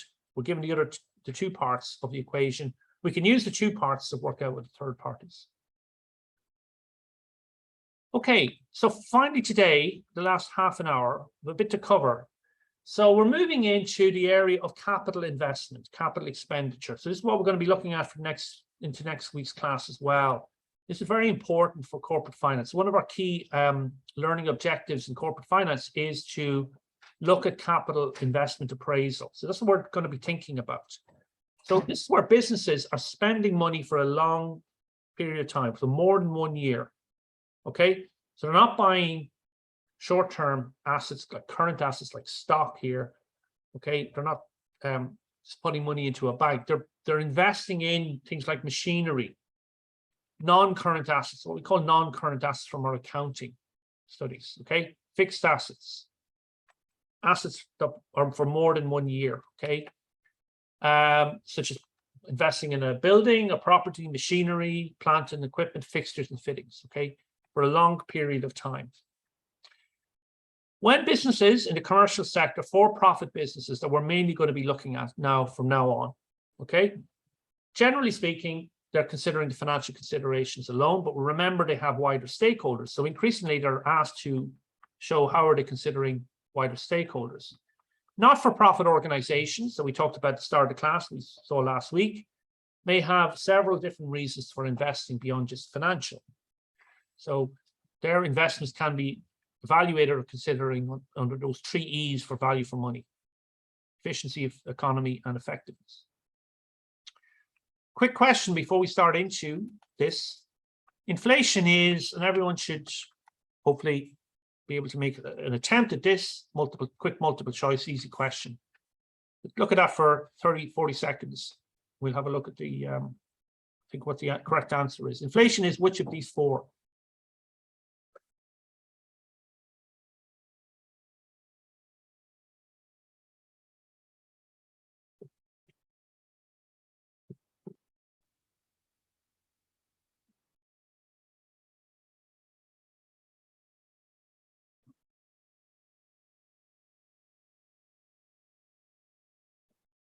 Inflation is General increase in price in the economy. anyone on Zoom? Anyone on chat?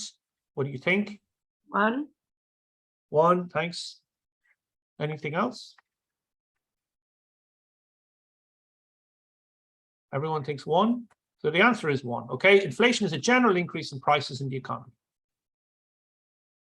Not an increase in capital investments. That would be capital investments. That would be investments in the economy.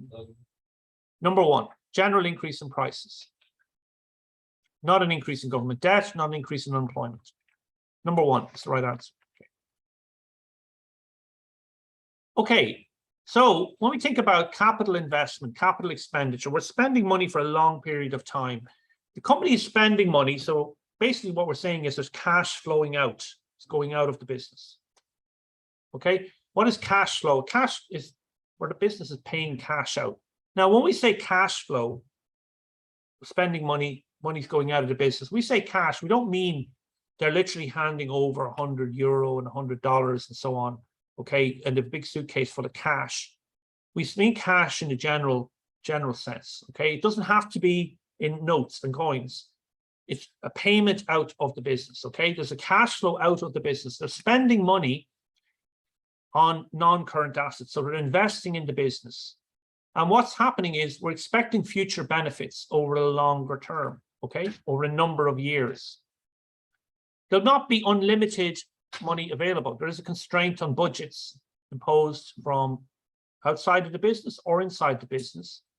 What we have to do or consider in the next week or so, and for the rest of today and next week, is when the company spends money, they have a cash flow out of the business. They're hoping to get benefit in subsequent years, in year 1, in year 2, in the next number of years. We're trying to match up the cash outflow and the cash inflow, matching up the costs, if you like, with the benefits. Very important. When we talk about investment and capital investment in corporate finance, we're going to be introducing the idea of what we say is year 0. Year 0 is today, right now, okay? We're introducing the concept, the idea of time and the impact of time, how money may lose value over time.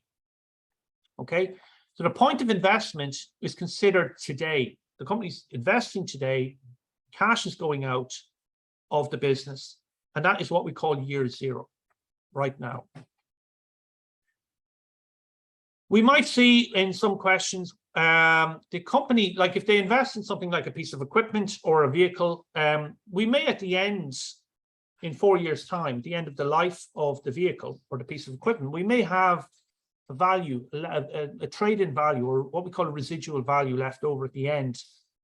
Basically, we sell it, we can sell that vehicle or sell that piece of equipment in the market and get a little bonus at the end. It's not worth nothing.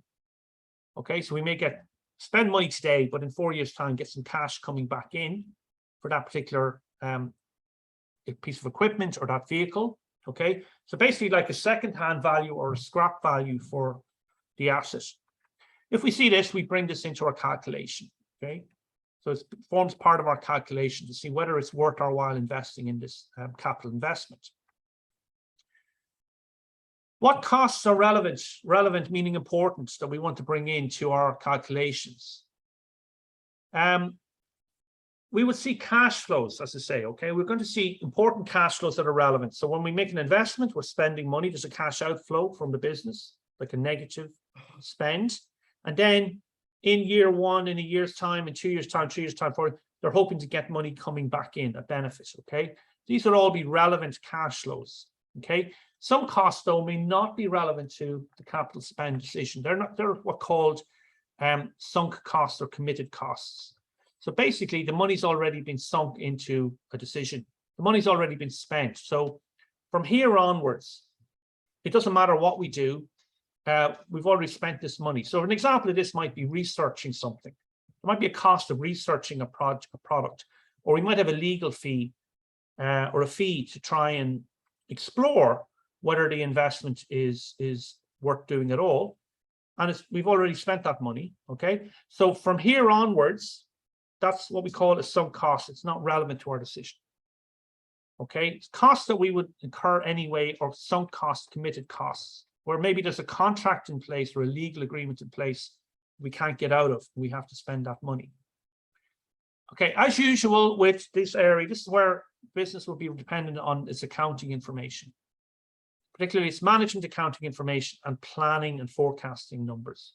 So forecasting into the future. So they need a good cost accounting system, okay, in their management accounts to do this, because they have to be able to rely as best they can on these numbers.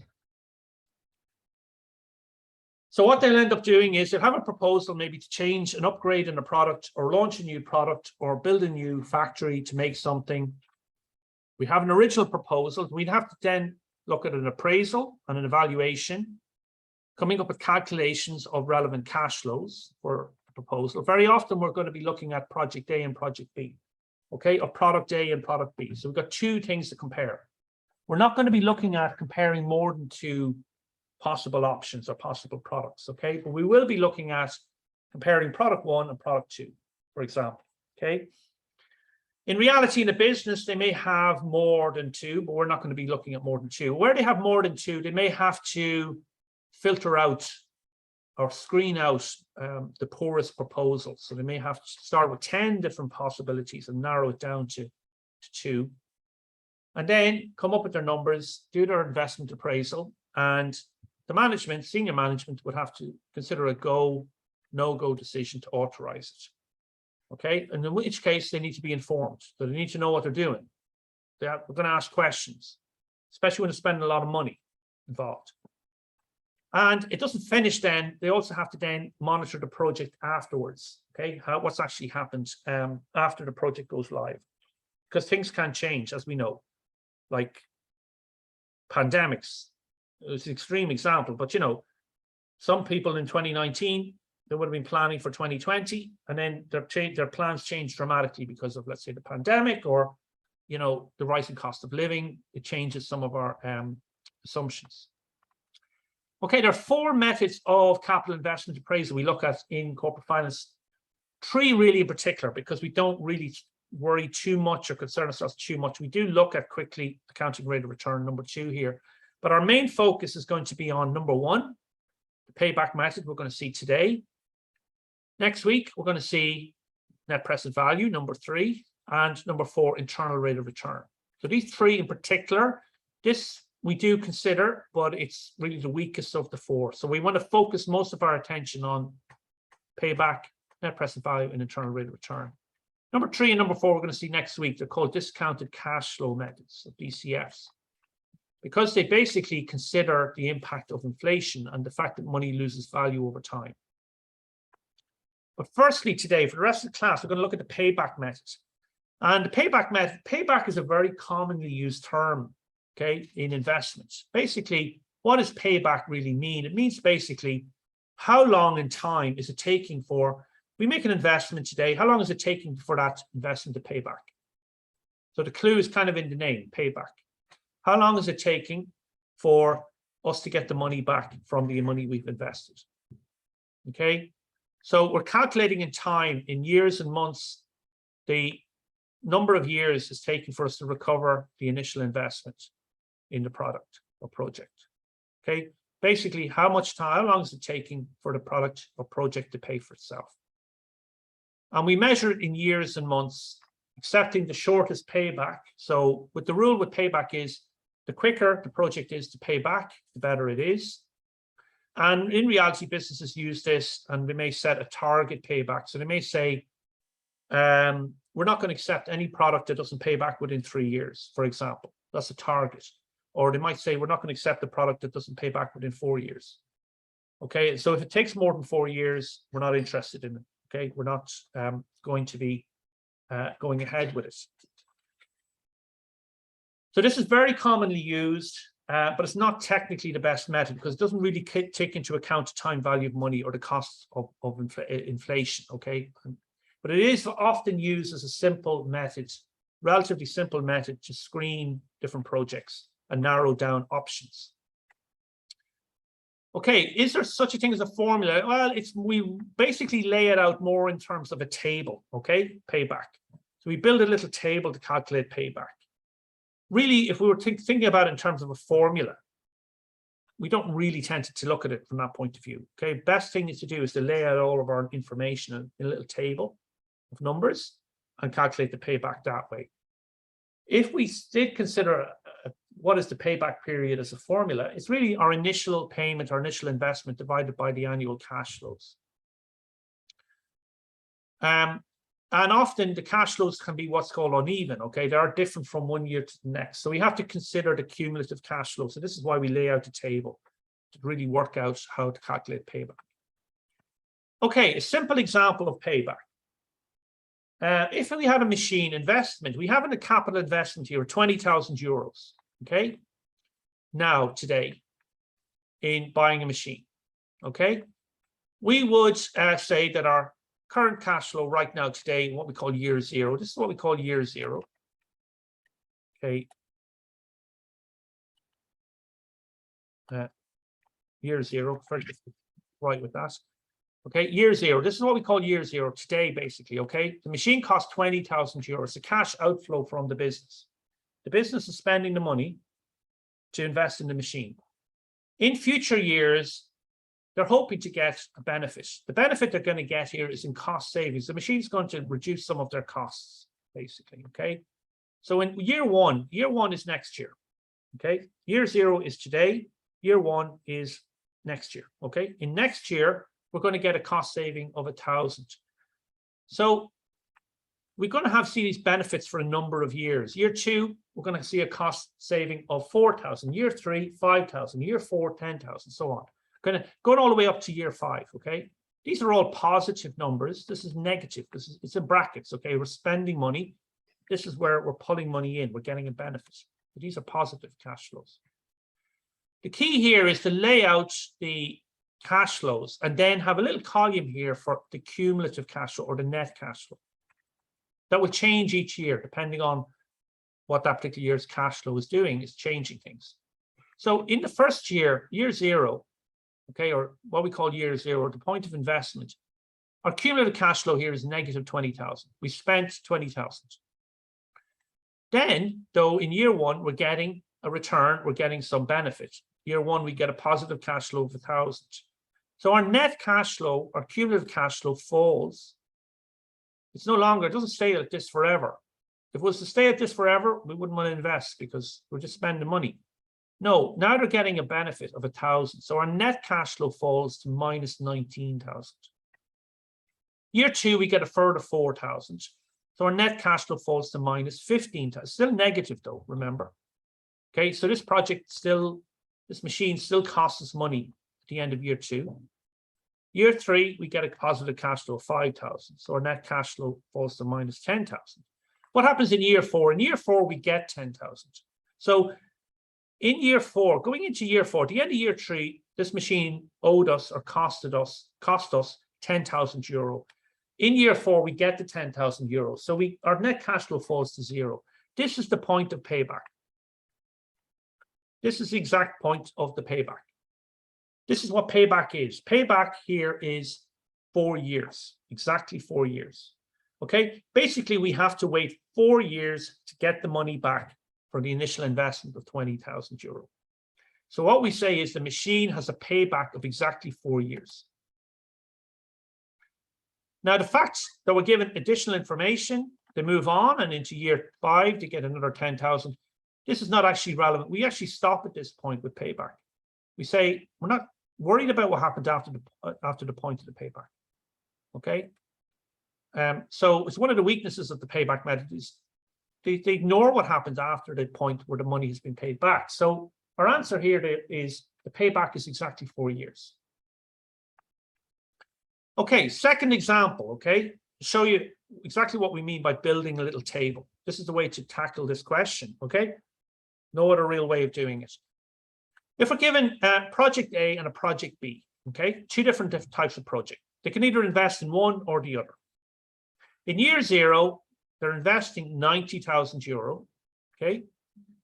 Then in the future years, 1, 2, 3, 4, 5, we're getting a return, we're getting income. So this is positive, okay? It's different between the two different projects. We can use a little table to build up, to work out what the payback period is, okay? To work out the cumulative cash flow, or the net cash flow point. So in example here, okay? So for project A, we have here, our net cash flow in year 0, firstly, we start off with the minus 90,000. Okay, so our net cash flow here is minus 90,000. Year 1 is after year 0. Okay, so in the first year, at the end of the first year, we're going to have a return for depreciation. We just use what we're given in the question, a return of 30,000. Okay, return of 30,000. What does my net cash flow become? 60? Minus 60,000. Okay. Minus 60,000 at the end of year 1. Because it's been reduced, minus 90 has been reduced by 30,000. Year 2, we have a return of 45,000. My net cash flow becomes 15? minus 15,000. Okay. And then in year 3, I'm told I have a cash flow of 60,000. So what happens to my net cash flow? It goes from negative to positive, okay? It goes from minus 15,000 to plus 45,000. So what has happened here is we have gone beyond, at the end of year 3, we've gone beyond, when this has gone positive, we've gone beyond the point of payback. So really we say is the payback happens somewhere in this time. Somewhere between year 2, the end of year 2 and the end of year 3.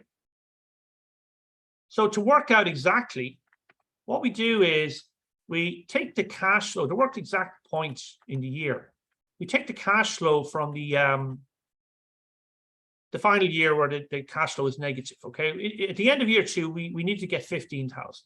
We have a look at the cash flows coming in the following year, 60,000, okay? And we divide the 15,000 by the cash flow in the following year when it goes positive, 60,000. And that gives us a fraction 0.25, okay? 0.25 is a quarter of a year, okay? 0.25. So what we say there is that the payback point is 2 years and 0.25 of a year, okay? Or we can bring that 0.2, what is 0.25 of a year, a quarter of a year? What is it in months? Multiply it by 12, you get it in months, three months, okay? So what we say here is the payback period for project A is 2.25 years, or 2 years and 3 months. Okay, I want you to have a look at an example of this in a moment. I'm going to quickly, though, have a look at project B, okay? Same idea, okay? Little cash flow table. Year 0, minus 90,000, told in the question. So my net cash flow is minus 90,000. In year 1, project B, the second type of project, gives me a return of 75,000. So my net cash flow now becomes minus 15,000. And in year 2, the return on project B is 30,000 from the question or from the example. So it's gone positive. Okay, it's now gone to plus 15,000. Again, this is not the point of payback. So the point of payback is not year 2. It's somewhere between year 1 and year 2. To find out exactly where it is, I just take that final cash flow that's still negative. At the end of year 1, I needed 15,000. We needed 15,000 to cover the investment. In year 2, we get 30,000. We divide it by the 30,000, it's 0.5. Half a year, what's half a year in months? It's 12. Multiplied by 12, we get 6 months. Okay, so the answer is that in project B, it pays back in 1.5 years, so 1 year and 6 months. Which project is better? Project B is better because it pays back faster. So with payback, the answer is always in years and months. Never a percentage, it's not a number, it's years and months, it's time. And the rule is we select the project that pays back faster, which in this case is project B.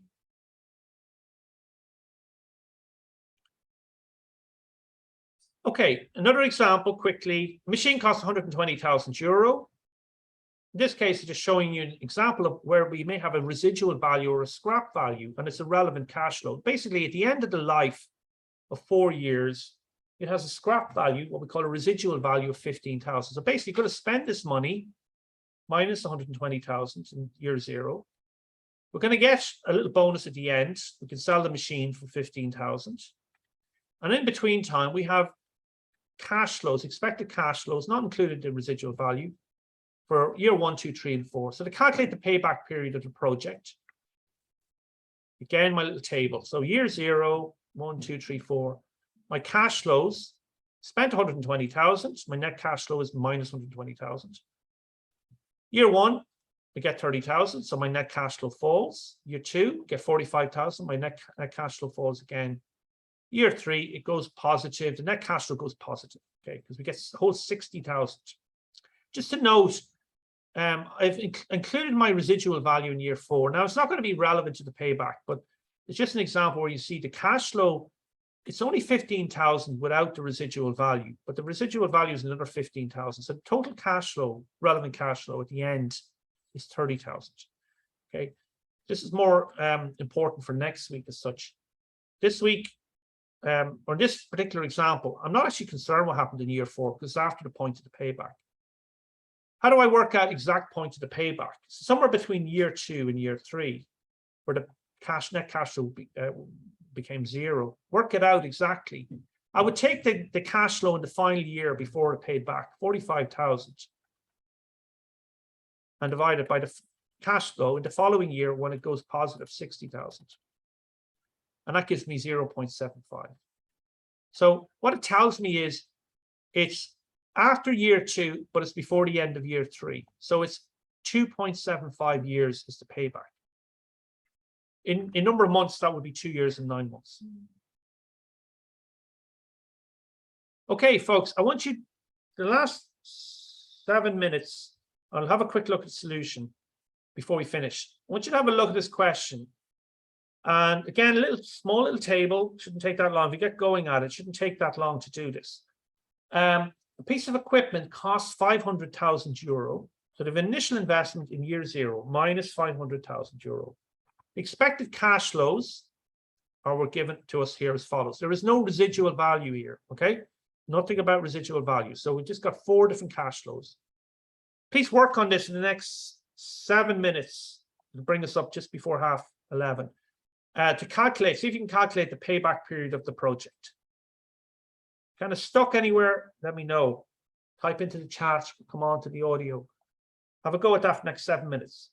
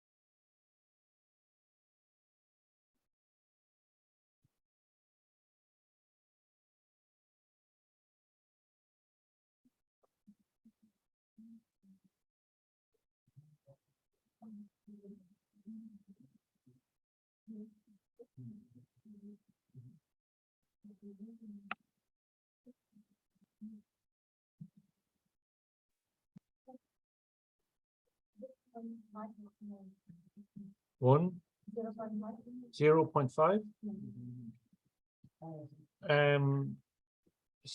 0.5 years, is it? No, it's not 0.5 years. More than that.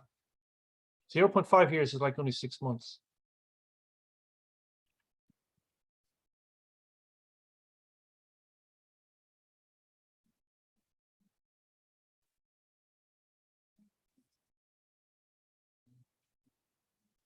Carolini, okay, good, yeah. Not quite 1.25, no.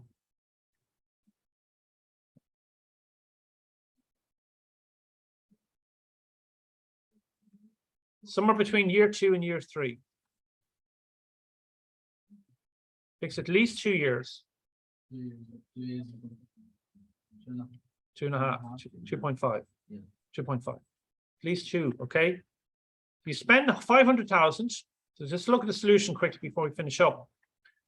The machine will pay back in 2.5 years, okay? Our initial investment year 0, we spent 500,000, so our net cash was minus 500,000. First year, we were told we get a positive. This matters a lot, okay? The signs matter a lot. The difference between spending money and getting money in, there's a big difference, okay? So the sign matters big time, okay? Big time, okay? So this number, this is spending money, negative. This is a positive. We're getting more benefit in, okay? So it really matters that this is a positive 150,000. So our net cash flow falls to minus 350,000. So it's paid back 150,000 of the 500,000. Year 2, we get a further positive 250,000. Our net cash flow is not come to zero. So it hasn't paid back within 2 years. We're still owed 100,000. What happens in year 3? In year 3, we're told we get 200. Okay, 200,000. We need 100,000. We're told we get 200,000. So divide the 100,000 by 200,000, 0.5, or if you wanted to translate it into months, multiply that by 12, it's 6 months. Okay, 2 years is 6 months. We required 100,000 at the end of year 2. So the answer is the payback is not year 2. It's somewhere between year 2 and year 3. We only need 100,000 of the 200,000 that we get in year 3. So it's 50% or 6 months. This is the point of payback 6 months after 6 months of year 3. The net cash flow comes to 0.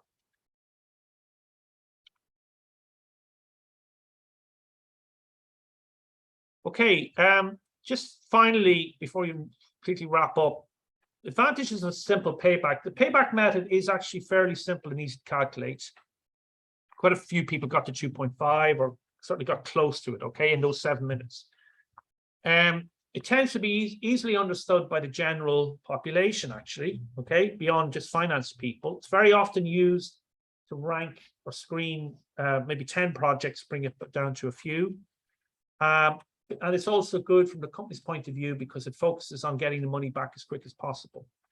Big disadvantages, though, with it is it ignores what happens after the point of the payback. The answer is just it pays back at a certain time, and it sort of ignores what might happen afterwards. It's possible a project is doesn't take a long time to pay back, but it's very profitable after the point of payback. And this ignores that. Big disadvantage is it ignores what we call the time value of money, which is something we're going to talk about next week. Basically, it ignores the impact of inflation. It doesn't adjust the numbers for the fact that over time, money may lose value because of inflation. Okay, and if a business uses a target, who decides on that target? It's a bit subjective. Any questions about how we calculate the payback? There's some questions, folks, you need to have a look at. There's a question on payback called Barley Limited. Again, looking at 2 different projects. Okay, similar idea. We're given cash flows for 2 different projects. Please make an attempt at this yourself. Okay, see if you can work out the payback period for these 2 different projects and compare them and advise which one would we accept. Basically, the project that pays back quicker. And then there's a couple of other practice questions in there as well. One around the Fisher effect, calculating real returns and nominal returns. And then just research a little bit as well about a couple of points we talked about, just practice some questions. Write a brief line or 2 on cost push inflation and a brief line about sunk costs, something we mentioned in the class. Okay, folks, there are no further questions, we'll wrap it up. We'll see you next Thursday morning. Thanks. Thank you. Thanks. See you then.